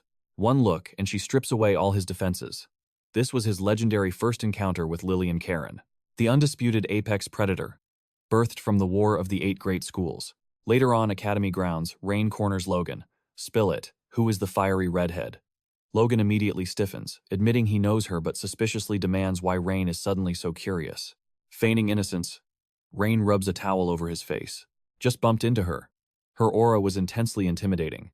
He prods for intel, and Logan practically sweats bullets trying to answer. Leaning in, Logan whispers the heavy truth. She is Rivendell Academy's ultimate secret weapon. He adds that Lillian has been surrounded by crazy rumors since day one. Rain's mind races, remembering that Rivendell only breeds elite firewielders. Logan nods grimly. Bingo. Her fiery hair marks her as a chosen one. Blessed by the flames themselves, her magical affinity is off the charts. Across the elite 8 great schools, she is the only known rival to our genius, Krista Warden. Honestly, people just call her a monster. Logan gulps. The elders swear she could ascend to an archmage. Rain raises a skeptical brow. Is not that a massive overstatement? Logan shakes his head. No cap. She truly is that terrifyingly strong. Letting it sink in, Rain grins. Thanks for the lore drop. As Logan calmly takes a sip of water, Rain locks eyes with him. You sure know an awful lot about her. Do you have a massive crush or something? Pfft. Logan violently spits his ore everywhere. Rain mercilessly teases. You guys would make a spicy couple. I am your biggest shipper, red-faced Logan screams if he is serious. Flashing a devious troll smile, Rain chirps. Yep. But internally, his gears are turning. A secret weapon. This means he will not catch a single break in this crazy academy. Fast forward to day 4 of exams at Red Ridge.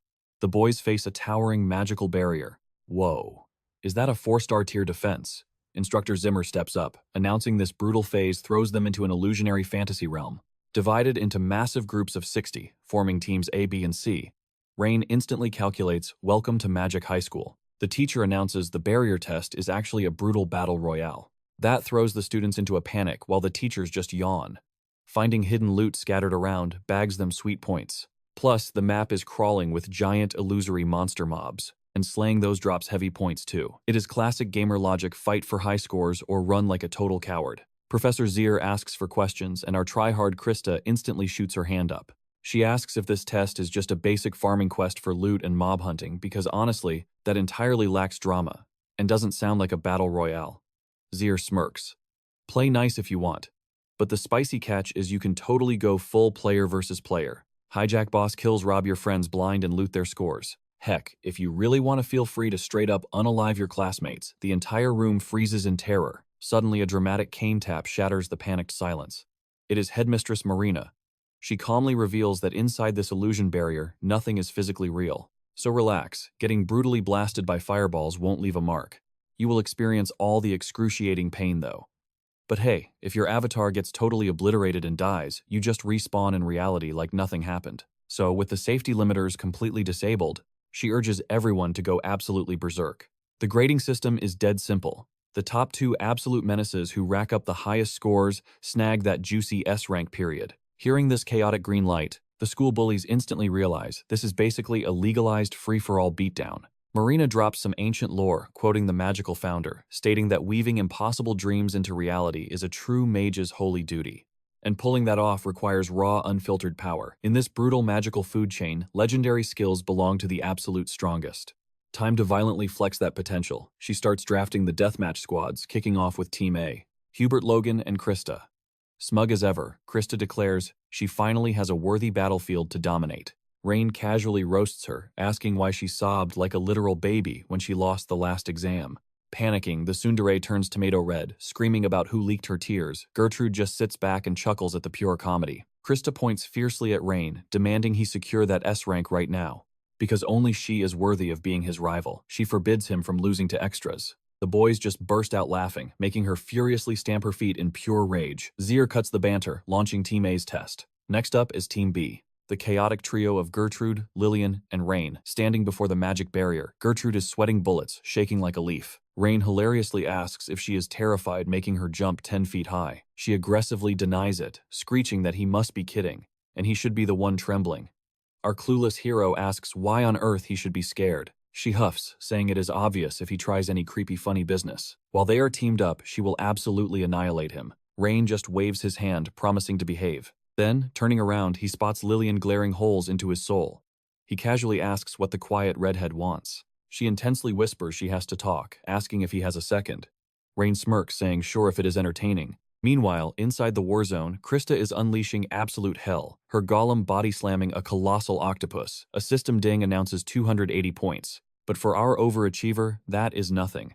While plotting to completely crush Rain's score, she hears a pathetic rustle in the bushes. One finger snap later, her sand warriors instantly snatch up two clueless ambushers. With killer eyes, Krista asks if these noobs actually thought a cheap sneak attack would work. The girls instantly cry, begging for mercy. Krista dramatically sighs and drops them, claiming that squashing such pathetically weak bugs yields trash experience points. The VIP spectators in the viewing room are totally mind-blown. A student casually wielding 2-star magic is utterly legendary. They also fanboy over Hubert, who is sitting comfortably at 253 points using sick wind magic. Logan takes third with 249 points, literally bulldozing through the map like a rampaging meathead. His raw strength is terrifying. Professor Kyle nods, stating that this golden trio is utterly steamrolling the test, but Marina just smirks, whispering that these flashy kids are merely the opening act. Ellen leans in her eyes, practically sparkling for the real main event. Back outside the arena, Lillian drops a heavy bomb on Rain. She has literally never tasted defeat. Our clueless MC tilts his head. She explains with dead eyes that if her flawless win streak shatters today, a terrifying punishment awaits her. But why him? Another classic hidden power trope? Nope. Our guy Rain claims he never hid anything. He just never bothered using it. Lillian smirks, noting he reeks of that classic arrogant young master energy. Gertrude scoffs, asking if Miss Edgy here isn't a rich heiress herself. Why call Rain a young master? Lillian's eyes go dead cold. Prestigious family. She laughs bitterly. She doesn't deserve such a fancy title. They can just call her a disposable tool. Rain blinks, totally lost. A tool like a hammer. She drops her dark backstory. She wasn't born from warm family love, but crafted for a single obsessive purpose. Turns out her deadbeat dad is none other than Deedon, the notorious headmaster of Rival Academy, her childhood. Locked in a dark room crammed with magic theory and absolutely zero sunlight. Worse, drop a single grade and she'd get beaten until she blacked out cold. Or for a fun family twist, he'd drag her mom in and scald her with boiling water. Gertrude turns pale, totally freaked out by the nightmare fuel. But Lillian isn't done. Since Daddy Dearest is a firemaster, he expertly roasted people without leaving a single visible scar. Rain sweats, realizing Aureus Academy is basically a vacation camp compared to that. He nervously wonders if her dad would go crazy again if she loses. Lillian's aura spikes. If he tries, she'll personally drag him to hell. Gertrude does the mental math. Her dad is a 4-star mage. Could this crazy girl actually beat a monster on that insane level? Striding past them, Lillian drops her grand master plan. Crush the Delion exams with legendary grades, steal the world's respect, and completely destroy her father's empire. Consider this her villain monologue, warning them to back off. Gertrude crosses her arms. Cute backstory, but you should probably just give up. Why? Because they share a school with Krista, the absolute world-recognized prodigy. Lillian just scoffs. Krista Warden. She's basically just an annoying aunt to me. Gertrude instantly snaps. Nobody disrespects her idol. She gets right in Lillian's face, demanding to know if she seriously just called the majestic Krista an aunt. Lillian doesn't even flinch. Ice cold, she mocks the fangirl. Did I stutter? Sensing an impending catfight, Rain jumps in to play peacemaker. He totally gets Lillian's raging daddy issues, so he begs Gertrude to chill out for a second. Lillian shoots him a silent, piercing glare before walking away. But Rain smiles. He can't give up his top spot because he made a promise to a friend. The crimson-haired edgelord pauses. She coldly reminds him she already dropped her tragic lore and gave fair warning. If you insist on blocking my path, I'll have no other choice but to crush you into dust. Right on cue, the loudspeakers boom. Group A's exam is officially over. The scores drop. Krista and Hubo bagged 361 and 338 points, both casually securing S ranks. Gertrude rushes over like a loyal puppy with a towel, showering her idol with praises. Krista wipes her sweat, shrugging like it was just a light morning jog. With the first squad wrapped up, Kyle announces it's finally time for Team B, Phase 1. Pick your starting spawn point. Rain scratches his head, pondering his master strategy. Mountains E and F, massive zones packed with ferocious monsters and juicy loot, making them fan favorites. Zones B and C are the highest peaks, epic sniper views, but a massive risk of getting ganked by rival squads. Then there's forests D and E, perfect for camping in the bushes, but zero visibility and honestly, absolutely garbage for farming points. But our lazy genius Rain, he already locked onto the perfect slacker spot. The instructors remind everyone to mentally lock in their coordinates. Krista taps Gertrude's shoulder. Your turn, kid. Gertrude puffs out her chest. Piece of cake. Before she beams out, Krista hits her with that protagonist encouragement. Go out there and break a leg. Gertrude beams a million-watt smile, vanishing into a flash of teleportation magic. Team B's dimensional transfer is complete. The real survival game begins now. Caroline nudges Ellen. It's finally Rain's turn. Yulan analyzes Marinus' strict criteria. Mobility, intel gathering, and raw combat prowess. Sounds simple on paper, but it's the ultimate gauntlet to test the core foundations of a true mage. She's grinning, fully expecting Rain to drop their jaws. Meanwhile, just like the genius Krista, the edgy Lillian spawns straight into Area F, divided by. The crowd goes wild over her absolute lack of fear, divided by. Sure, it's a terrifying death trap, but high risk equals massive point payouts. Plus, it's the ultimate tactical crossroads to invade other zones. But compared to Lillian's fiery entrance, Zigger sighs at Rain's choice. It's incredibly boring, a totally safe, painfully slow farming route to dodge every single fight. Carol argues it's mathematically smart. But Caroline is visibly dying of boredom. She was practically drooling to see the kid clash with Lily in the Hell Zone. Elon laughs, asking if she's losing her mind watching him. Caroline groans. He could easily wipe out post-index mages from all 8 elite schools. And he's playing hide-and-seek. Suddenly, Rain stumbles across a rival girl in the dead center of the forest. The VIP room explodes with hype. Finally, some bloodshed. Caroline leans in, eager to witness the legendary skills of a hidden S-rank monster. The tension peaks. The girl chants her spell. But in a plot twist that completely shatters everyone's expectations, Rain just spins on his heels and books it in the opposite direction. He straight up ran away. Caroline screams in pure comedic frustration, made Ellen literally wipe out from her chair. Watching him bolt his aunt had to be physically restrained, screaming about how he dared to ditch a live battlefield. Arms crossed, Krista seriously questioned if this kid actually wanted that S-rank badge. A teacher absolutely lost it, cackling that Sai's grandson was a total oddball. Meanwhile, Zigger deadpanned if this was really joke time. The teacher just shrugged. Why panic? Honestly, this whole exam had just gotten incredibly spicy. Marina narrowed her eyes. The kid was hoarding his stamina, clearly cooking up some massive scheme. But how would he recover those dumped points? 40 minutes in, and compared to Team A, the high score was lower but totally respectable. The crowd buzzed, desperate for the leaderboards. Suddenly, some poor guy was clutching a shiny gem. Poof, it vanished. He turned around to find it chilling right in Gertrude's hands, the current queen of first place. Caroline's sweat dropped, thinking that was so on brand for her. Suddenly, a monster tried a sneaky back attack on Gertrude, but got instantly vaporized. Caroline mused that while Gertrude usually hid in Krista's shadow, she was undeniably a beast of a mage. Carol nudged Zigger for Lillian's rank, and his jaw dropped. She was not even in the top 20. Worse, she was sitting dead last with an embarrassing 0 points. Homegirl had been meditating since the starting whistle. Was being a literal statue her secret master plan? Elsewhere, Krista was hunting a lizard, completely roasting it with a fireball. That is when she bumped into Lillian, who was frozen like a glitching non-player character, totally ignoring Krista's existence. Zigger chuckled, guessing the girl literally gave 0 stars about her score. As for Rain rocking 13th place, only fighting when forced. Honestly, the fact he survived this long by just playing a loot simulator was absolutely wild. Spying Rain up in Zone C, a rugged mountain area, Carolyn noted his impressive mountain survival skills. Ellen laughed, swearing the brat must have been a monkey in his past life. But at this turtle pace, first place was a pipe dream. What was his angle? Suddenly, actual rain began dumping on the students. Everyone cheered at the cooldown. Fools, this weather was an absolute buffet for monsters with crazy sharp hearing. The ultimate hunting season had begun. Right then, rogue fireballs lit up the mountain. It was Lillian. The sleeping statue finally decided to move. Still in her trance, she ordered the flames to track down everyone in the top 10. Boom! A literal volcano erupted behind her. Gathering an insane aura, she strutted forward like a boss, declaring playtime was over. Alarms blared. The volcano was angry, and students had to run for their lives. This battle royale was not a peaceful camping trip. You could not just hide. With spicy lava everywhere, the safe zones shrank, forcing these kids into an inevitable free-for-all brawl. Some sketchy hooded judges smirked. The front-runners were finally hitting the gas. Logan grumbled that if that group kept their combo going, the scoreboard would be totally flipped.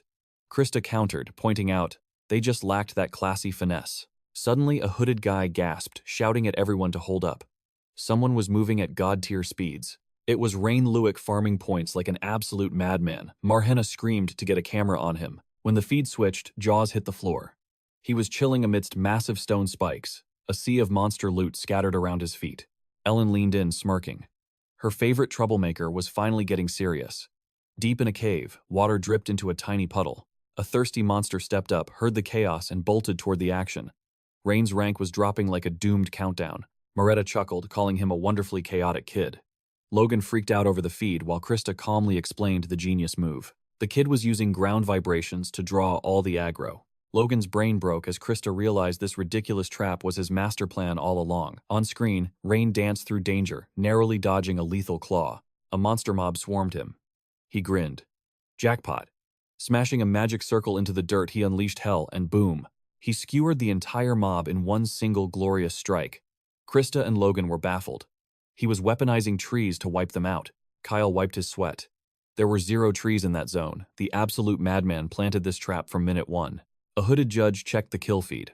Rain's score just blasted to 164. Caroline broke out in a nervous sweat. Spamming 3-star magic that fast while tanking an entire monster mob, that was downright illegal. Flexing her aunt privileges, Ellen smugly declared that was just his warm-up. Rocking 362 points, the crazy kid literally stole the throne. After farming massive aura, he casually dusted off his hands. Enough grinding time to dip out. Kyle stressed out, realizing the field was basically a lava bath now. Plus, the loot and monsters were completely wiped clean. Gertrude had 0 chance of catching up to Rain now. Suddenly, Zigger yelled for him, and when "What is going on?" Kyle squints at the screen. 2 students just vanished from the leaderboard. A glitch. Kyle shakes his head. Impossible for our system. Zigger points at the monitor, and the panicked teacher realizes this is no laughing matter. Something feels incredibly sketchy about this sudden drop-off. Even if someone got eliminated, they do not just evaporate into thin air. Definitely not the heavy hitters in the top 10 or 20. Sweating bullets, he orders the cloaked staff. Rewind the tape. Show me exactly where ranks 30 and 40 were 3 minutes ago. The playback rolls and boom. A gigantic inferno spell is absolutely roasting one of the poor students alive. The faculty room collectively loses its mind. As for the second victim, the poor girl scrambles to throw up a desperate shield, but bam, a second explosion instantly nukes her defense. Her final act before getting knocked out is hilariously cursing her attacker's entire bloodline. The teachers sit frozen, looking like they just saw a ghost. Meanwhile, Rain just casually strolls through the downpour like she is on a grocery run. Her master plan, roast the competition one by one. Snagging first or second place would be a total cakewalk now. Caroline and Ellen are quaking in their boots. She is an absolute monster, Marhenna gulps. With that twisted personality, she is a walking disaster. Checking her magical smartwatch, Gertrude scoffs. When did Rain pass my rank? Then she spots Lillian creeping up right behind her on the scoreboard. Weight ranks 20 and 30 just went poof. Before she can panic, a blazing firebird swoops down, aiming straight for her head. Gertrude sighs in absolute annoyance. Can I not get 1 minute of peace? The fiery blast obliterates her tree and she barely ninja flips away. Plunging toward the ground, she frantically looks around. Who is throwing spicy chicken wings at her? But with 0 time to think incoming, another blazing projectile forces her into a brutal crash landing. Up in the VIP seats, Krista leans forward, suddenly chewing her nails. Lillian steps out of the shadows, looking smug, but notices there is 0 ash left behind. Surprise attack. Gertrude lunges with a flying roundhouse kick. Whoosh, Lillian barely dodges the foot to her face. Auras explode around them. A majestic, epic clash of boiling fire and crashing water erupts. It is a total deadlock. Krista practically jumps out of her chair with pure fangirl excitement. Now this is the heavyweight title match we wanted. Lillian smirks. Should I actually try now or keep going easy on you? Gertrude cracks her knuckles. Too late to beg for mercy, hothead. Tossing a dramatic little leaf into the wind, the fiery redhead chuckles. Guess I need to crank up the heat a notch. Boom. A colossal, majestic phoenix of flames bursts forth. Gertrude is instantly sweating buckets just to keep her water shields from vaporizing. Struggle all you want, you are getting cooked, Lillian brags. Then, dramatically snapping her own necklace, dozens of shiny beads scatter everywhere. Krista gasps. Wait, is that a magical rosary? Caroline's jaw drops. Who even uses those anymore? Well, Rivendell Academy geeks apparently. They were infamous for spamming talismans to cheat their way through slow magic circles. Pure nerd calculations to cast spells at warp speed when dodging death. It is a total combat life hack. Glancing up, Gertrude realizes she is now trapped under a terrifying swarm of glowing, buzzing flame bugs. Say hello to my little friends, Lillian clenches her fists. The sky turns red as the fiery hornets dive bomb. Gertrude frantically summons a massive hydro shield. Kaboom.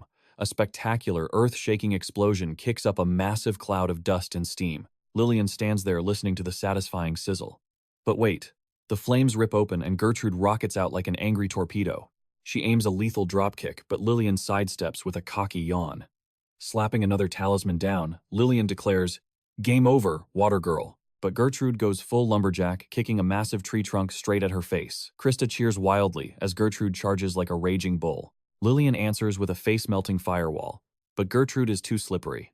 Using a water jet burst, she launches herself into the stratosphere. Incoming aerial strike, Ellen gasps as Lillian elegantly dances out of the way, letting Gertrude brutally crash land into the dirt. Ouch. Mid-backflip, Lillian is already prepping her next explosive tag. Ellen covers her eyes. Oh man, from where Gertrude is sitting, she is about to eat a direct hit. It looks like curtains for our water mage, but psych, Gertrude slaps a sneaky magic circle onto the muddy ground. Lillian blinks, totally bamboozled. Flashing a wicked smirk, Gertrude triggers a high-pressure geyser right under her opponent's feet. Whoosh! A hidden water vein, Kai yells, dropping his popcorn. She lured her there on purpose. What an absolute tactical genius. That is the legendary Fetton family for you, mixing brutal martial arts with wet and wild magic. She played her strengths like a total boss.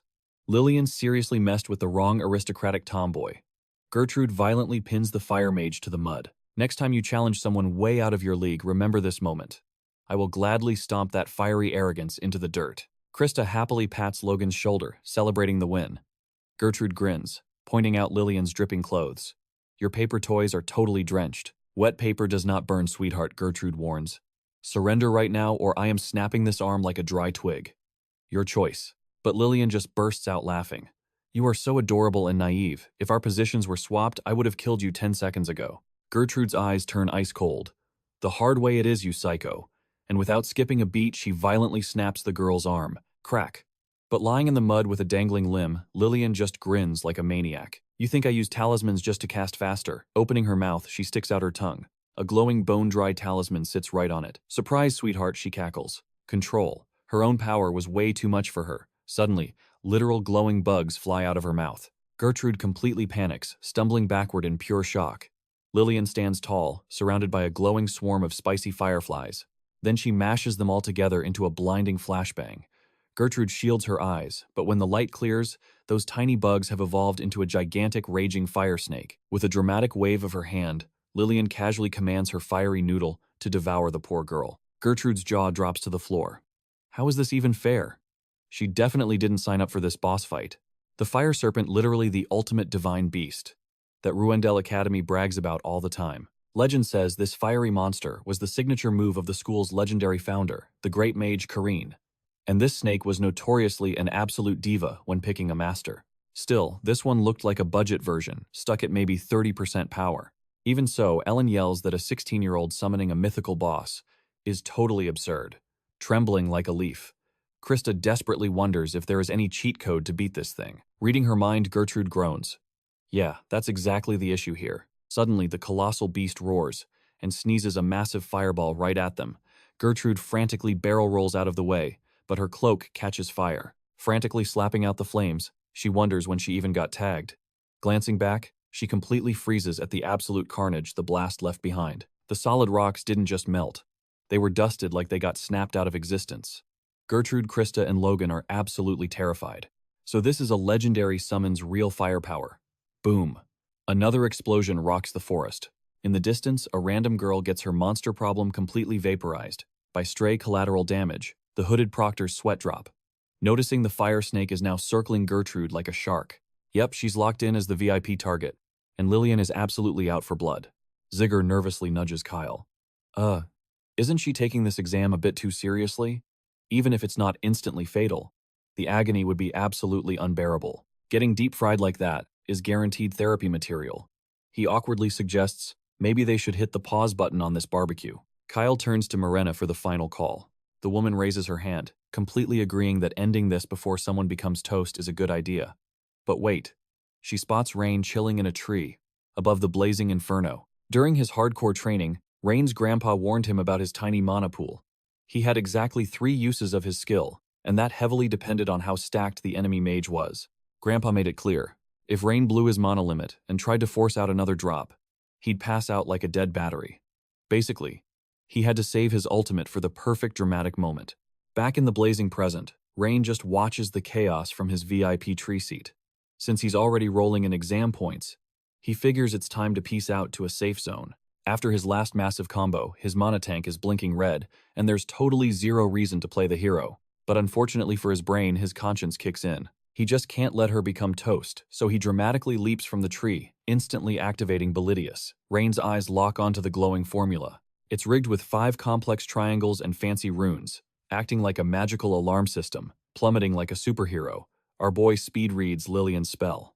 Blood literally leaks from his eyes from the insane brain strain. After brawling with Logan and that giant spider, he realized every time he broke his limits, his magic control leveled up like crazy. The scarier the boss, the faster he sprinted toward the epic 6-star. Magic tier. Seeing Gertrude about to get roasted, Rain smirks. That attack ain't yours, lady. It was totally meant for him, and she shouldn't be stealing his spotlight. With a snap of his fingers, he straight up deletes the giant fire snake. That absolutely breaks everyone's brains.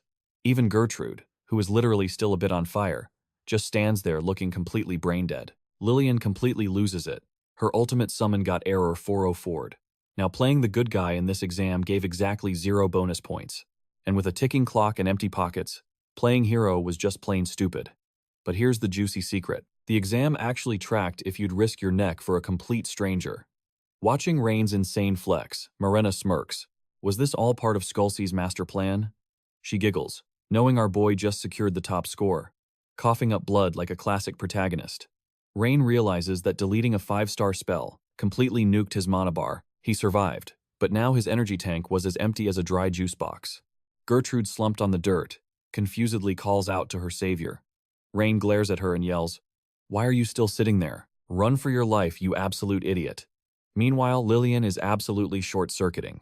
She bitterly realizes her family's legendary spell was way too expensive for her tiny mana pool.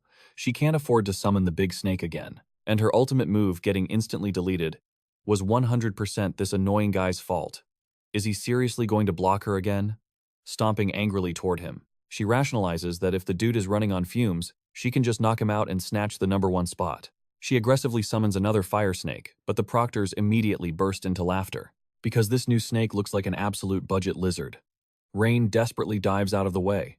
It's tiny, but that heat is still no joke. Seeing our panting hero, Death comes swinging, and Ellen screams a frantic warning. But right before Lillian can land the fatal blow, Gertrude materializes directly behind her. Lillian spins around only to eat a magically charged knuckle sandwich straight to the gut. She goes flying like a rag doll, desperately trying to cushion the crash with her fading mana. Rain is utterly baffled. The absolute last thing he expected was this girl playing hero. He gasps out, asking why she returned, and Gertrude scoffs. She claims he is her prey. Plus, if he got expelled, her precious Lady Krista would absolutely cry her eyes out. Cut to the observation room, where Krista instantly combusts into a blushing tomato. The crowd starts buzzing, while a panicking Krista scrambles to scream that they are strictly rivals. A sweating Logan hits her with a cheesy thumbs up. "Do you have a death wish?" she snaps. He smirks, noting they make a cute couple. With zero hesitation, Krista backhands him into the next dimension. Logan kisses the floor, while an utterly mortified Krista mentally plots Gertrude's immediate assassination after finals. But jokes aside, she has to admit our boy Rain actually stopped that monstrous fire serpent. Legends say that mastering the Lig bloodline grants total dominance over all magic. Yet, in 1,000 years of history, only 3 legendary freaks ever reached that godly tier. And even then, from what she had seen, they only unlocked it as half-dead geezers on their last legs. Back on the battlefield, Gertrude orders Rain to scram. "This psycho is mine," Rain points out. She is bruised, bleeding, and in terrible shape, but she flexes anyway, claiming she just hasn't finished playing with her food. Plus, she drops the sass. "Honestly, you're just blocking my shot." Taking the hint, Rain retreats, tossing back a "try not to die." Gertrude smirks, as if I would give her the satisfaction. Lillian creeps forward, spitting up blood like a horror movie villain. "Move." Gertrude literally laughs in her face. "You started this mess, and now you want a hall pass." The red-haired maniac glares, declaring that all obstacles must be exterminated. She lunges like a feral beast tongue out, as if a snake demon possessed her. Gertrude, on the other hand, flows forward with the eerie calm of a tidal wave. Boom. The clash is absolute carnage. Meanwhile, Rain is playing hide-and-seek in the woods when a magical blast nearly takes his head off. He barely sidesteps it. What the heck was that? Zigger gasps. Rain turns to find a whole squad of bottom-tier students looking to score easy points off an exhausted target. Our main character is currently running on empty, completely drained of both mana and stamina. Talk about a terrible Tuesday. Yet he flashes a cocky grin. Trash tier is still trash tier. And he mocks them. If Logan couldn't touch me, what makes you extras think you can? He generously offers them 3 seconds to walk away with their bones intact. One of the mob characters sweats, admitting Rain is a total monster. But wait, he sneers, if you are so tough, why are you trying to talk your way out? Sparking up a cheap lightning spell, the extra charges forward. Bam! Rain parries the strike with a basic staff, locking them in a sweaty struggle of strength. The attacker gets cocky. You are out of gas, buddy. You can't even lift a finger, so just roll over. Ellen sighs from the viewing room. There is always that one clueless idiot no matter the academy. Caroline chuckles. Hey, do not hate the player.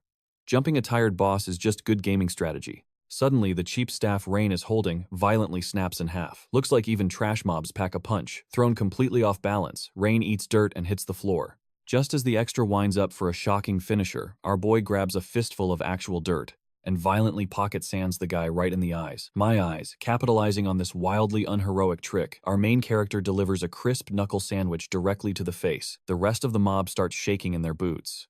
The spectator dude is baffled. How the heck does he know the legendary Oirius martial arts? Ellen leans in. That is exactly what I have been wondering. The sketchy hooded watchers nod. They can see the attacker is completely out of the fight. Rain's brain processes 3-star magic and Aureus combat stats like a supercomputer. Honestly, his technique is absolute perfection. But his mana management? Total garbage. Krista easily beats him in that department. Back in the mud, one of the goons stutters. He dropped our guy without a single drop of magic, but seeing Rain panting like a dehydrated dog, they think a group jump is a guaranteed win. Elon analyzes the feed. Summoning Belidius to choke out that fire serpent 100% emptied his mana pool. The mob characters agree to gang up on him, Mara smirks. Playing hero is super noble, but doing it with 0 gas in the tank is just a fancy way to commit suicide. She narrows her eyes. So what is your big brain play here, kid? Our protagonist squares up running on pure fumes and spite. He throws a desperate punch, suddenly crackling with raw electricity. Buzz. The entire mob gets deep fried in an instant. The teacher's jaws hit the floor. A stunned Zigger screams. When did he cast that? He doesn't even have any mana. Kyle adjusts his glasses with a smirk. Plot twist. He really is completely empty. He just weaponized the lightning sword's leftover attributes. He maintained it in a plasma state, and the exact second those idiots stepped in the puddles, Rain turned them into living toasters. But still, Kyle mutters, book smarts are one thing, but pulling off high-level physics in a brawl, this kid fights like a seasoned veteran. A crispy extra groans from the dirt. No wonder this monster is a top ranker, but surely he is entirely out of tricks now, right? Yet right as he opens his mouth to surrender, take down Rain while he's weak, but his buddy just slaps him silly, fully agreeing before totally encasing his own body. In sloppy mud, the dude proudly boasts he can crush Rain solo now. Logan is just confused, asking, what the heck is that? Krista chimes in, explaining. It is a mud armor spell for a physical boost. Honestly, it is pure garbage for teamwork, relying entirely on mindless brute strength. Now looking like a walking dirt clod, the guy smirks, telling Rain to just surrender his points, and nobody gets hurt. But our boy Rain, he rejects it instantly, 0 hesitation. The mud dude leaps into the air, yelling that Rain must think this is a joke. Rain just lets out an exhausted sigh. Landing with a thud, the guy roars that he will tear Rain to absolute shreds. But when the dust clears, bam, Rain is already right in his face, tightly gripping his staff locked and loaded for a brutal thrust, whack. After dealing a clean staff strike, our main character casually drops a lightning spell, maxing out the damage, as he blasts the guy backward. Rain coldly states that the legendary Ozaria staff style was crafted by the master beside him, so do not dare underestimate him. The mud guy is panicking. How does Rain still have energy? That last zap hit him with agonizing pain right in the gut. He questions if Rain was faking his fatigue, but quickly realizes, nope, Rain is totally running on empty. He remembers the chilling rule, fail this test and you get an F rank. Actually, the reason the faculty council was Hawkeye watching them was to adjust grades later. The whole process matters. But these guys did not just fail to steal points. They got totally humiliated by a dude using only a stick and 0 mana. It would not just be his grave, he is digging. He would be the school's biggest joke or worse, expelled Rain. Shrugs. Hey, if you survive, you might scrape by with an E rank, maybe a C or B if enough losers drop out. Behind him, Lillian and Gertrude are turning their fight into an absolute disaster zone. Glancing back, Rain notes that with those two monsters clashing, this whole place is going to be reduced to rubble. The exam is ticking down and he has zero intention of joining that chaotic mess. So he tells Mudboy to hurry up and choose. Are you gonna tap out and take a comfy B rank or push your luck and get booted from school? Rain urges him to decide fast, right as a massive tree trunk wildly crashes down beside them. Sweating buckets, the guy thinks. Hey, a B rank sounds amazing right now, but his ego flares up. No way. That is beneath my epic skills. Getting desperate, he questions his own sanity. If he quit now, he would look like an absolute clown. I mean, it is painfully obvious this kid is running on fumes. Plus, he had burned every last drop of energy on that lightning strike. If he just finishes him right here, all those sweet points would be his. Getting back up, he yells at himself. Why am I even hesitating? A golden opportunity like this would never drop in his lap again. He has to risk it or face expulsion. He is hyping himself up, totally sure he can win, but the second he charges in, Rain pierces his soul with a death glare. The big guy instantly freezes in sheer terror and zap. Rain hits him with another hilarious electric shock. Just then, the loudspeaker booms. The exam is finally over. All students must exit the barrier now. Rain weakly cheers. Thank heavens it is over, before instantly face-planting into the dirt, passed out, cold. The big mud guy who was fearing for his life seconds ago smiles like a goofball. We survived. Meanwhile, Carolyn asks Ellen if she was freaking out too. Ellen coolly replies, not even a little. But wait, the teachers suddenly notice a massive problem. Lillian and Gertrude are still brawling like wild animals. Kyle, sipping his tea, calmly notes that might cost them some serious points. But Zigger panics. Forget the points. Those two maniacs have totally lost their minds out there. Marina groans, muttering about how babysitting these chaotic kids is the worst job ever. Tapping her staff, she forcefully shatters the magical barrier around the arena. Just as Lillian and Gertrude are about to launch epic punches into the empty void, they blink, finally snapping out of their rage. Grumpy Marina snaps. What is the point of all that magical power if you act like toddlers? She barks out again that the test is completely over, and they need to pack up and leave. Gertrude touches her face, shocked. Wait, where did all my bruises go? Then it hits her. The pain, the blood, it was all an epic illusion. That is the barrier's cheeky magic. Gertrude stares at Lillian while Marina screams at them to scram before she loses her temper for real.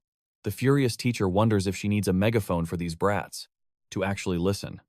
Some shadowy hooded folks whisper, wait, why drop the barrier? Group C still has to take their exam. But Marina casually waves it off, saying, just cast it again, whatever. The exhausted students slowly drag themselves to the lobby, where Lillian violently corners our boy. What exactly did you do to Yomung? He plays dumb. No clue. She shrieks at him to take it seriously. So, Rain flips the script. You answer my question first.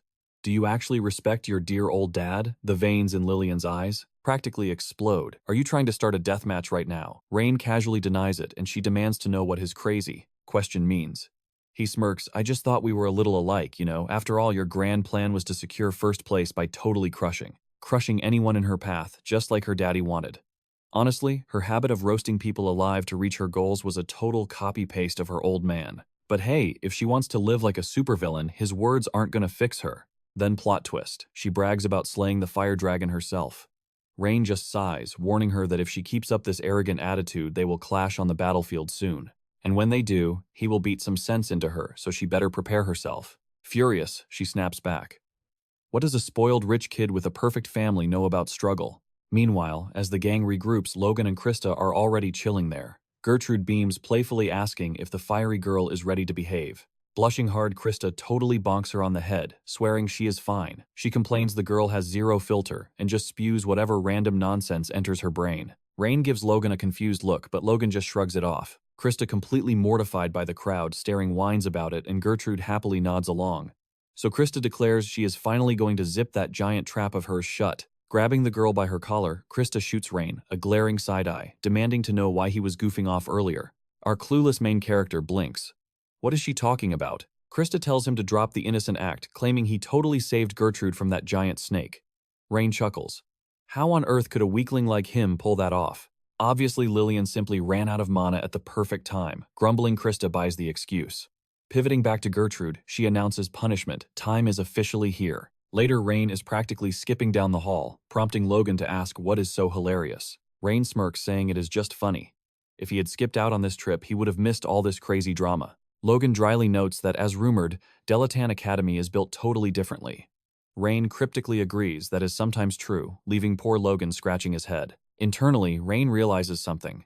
If Esther never left that mysterious letter, and if the VIP ticket to meet Lynn was not awarded strictly to the #1 student, he never would have tasted this chaos. It hits him.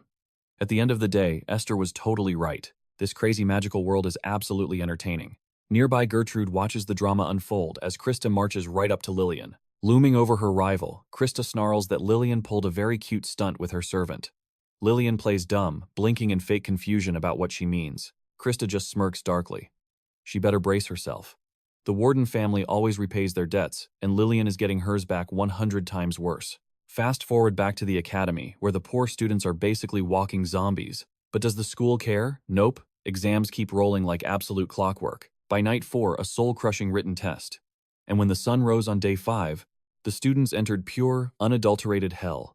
A challenge way worse than any battle royale dropped on their heads. Yet somehow the torture finally ended. Midterms were officially over. Cue the dramatic grading scene. Professor Ziegler drops a bomb. 4 elite monsters achieved rank S in both brains and brawn. The absolute legends were Krista Warden, Nora Redden, Keaton, and of course our boy Rain Lewig. But there can only be one apex predator, so the teachers trigger a bonus point tiebreaker. To prevent any blatant nepotism, teachers with family ties get benched. The scoring rules. Basic teachers hand out 1 point. Professor Kyle flexes with 2 points. And the terrifying senior Professor Marhenna a whopping 3 points. In the staff room, one professor argues her scores alone prove she is the undeniable winner. Another teacher scoffs, arguing that raw points mean nothing. In sheer magical talent, Nora is a total prodigy. Caroline groans about blatant favoritism, sparking a hilarious staff room bickering session. After wasting enough time, Ziegler claps his hands to reveal the current scoreboard. Krista is crushing it with 6 points. Nora sits at 4, Keaton at 3, and trailing at the bottom. Rain Lewig with a measly 2 points. The spotlight shifts to Assistant Professor Luke. He praises Krista's flawless execution and hypes up Nora's terrifying magical precision. He even claps for Keaton's epic music and magic combo. But when push comes to shove, for the ultimate future of magic, his vote goes to a wild card. Ziegler gasps, reading the ballot. He announces that the underdog claiming those 2 crucial points is none other than Rain Lewig Jaws Drop. The faculty admits the kid is an absolute anomaly, totally in a league of his own. But math is math, and Krista still leads. The final boss vote belongs to Marhenna, who literally never gives handouts. Her usual catchphrase, "Nobody is worthy." By all logic, Krista has this victory in the bag. But suddenly Marhenna cracks a wild grin and bursts out laughing. She mocks Luke's cheesy speech about the future of magic, teasing that this smooth-talking flirt really leveled up his charm over the years. Flustered, Luke sweats and claims it is all thanks to his incredible master. She smirks, using her telekinesis to casually float a pen and paper. She decides to actually ride that hype train. Consider it her chaotic investment in magic's future. She scribbles her vote, leaving the room in pure suspense. The paper smacks into Ziegler's hand. He is utterly paralyzed. The ink clearly names the absolute top freshman of the midterms. The winner is Rain Lewig. Cut to our boy chilling in his dorm, smugly noting his flawless stats. Rudin casually tells him to keep leveling up. His crazy mana pulsed around him, barely nudging his progress by a miserable 0.8%. Rain groaned. If his unique magic only grew by throwing hands, he'd be in for a rough time. Well, time to hit the road. Cue the nostalgic flashback. Frey was chugging a magic potion like a caffeinated goblin. She chucked the empty bottle right as Kyle begged for a tiny sip, but Frey hissed that the stash was empty. Kyle called her bluff, but the stubborn mage swore she guzzled every last drop during a chaotic 4-day all-nighter. Not a single drop left, Kyle grumbled, but Frey turned to Rain. Once their grand journey ended, she demanded he visit her fancy sanctuary on Red Mountain. She hyped up this insanely overpowered elixir called Dragon's Breath, promising to hand it over so his mana could skyrocket to the moon. A totally jealous Kyle gasped, asking if she was seriously giving away ultra-rare loot. Fry scoffed. Who did he think she was? The Supreme Priestess, serving the mighty fire dragon Dakadon. She promised Rain absolute VIP treatment. Fast forward. Rain muttered that ancient promise, figuring he might as well claim his free legendary loot. I mean, it's just good manners. Even after 300 long years, he totally hadn't forgotten. It meant a brutal 8-hour hike up Red Mountain. Because the legendary fire dragon Dakadon camped there with his fiery legion for nearly 1,000 years, the entire mountain was absolutely marinating in mystical mana. Fanatics, mages, and witches completely gentrified the place into a holy hotspot. Panting and sweating, Rain dragged his feet upwards. Suddenly, a random voice yelled out. A sketchy dude asked where the heck he was marching off to. Was he actually crazy enough to be planning a suicide mission to loot the mountain? Rain glared at the suspicious NPC. The guy chuckled, saying there was zero need to be so hostile. He figured the kid had a desperate reason to rob a holy ruin, and he was just there to drop some free, unsolicited advice. He told the kid to open his ears. This zone was ultra-lethal. Ever since it went bankrupt 300 years ago, the survival rate dropped to literal zero. Rain raised an eyebrow. Was there a raid boss inside? Chomping on his snacks, the guy mumbled rumors about a terrifying demon summoned by the priestess. Rain scoffed. A demonic guard dog at a holy church. That completely contradicted the lore, the old man shrugged. Honestly, the locals just slapped the demon label on it because it was absolutely terrifying. Nobody had a clue what its actual stats were. He warned that when he foolishly tried to hike up, he nearly got deleted. Literally, one more step and it would have been game over. But before the guy could finish his dramatic backstory, Rain just kept walking. As a final warning, the guy shouted that if he liked breathing, he should stay far away from the front door. Without even looking back, Rain casually thanked him for the spoiler warning.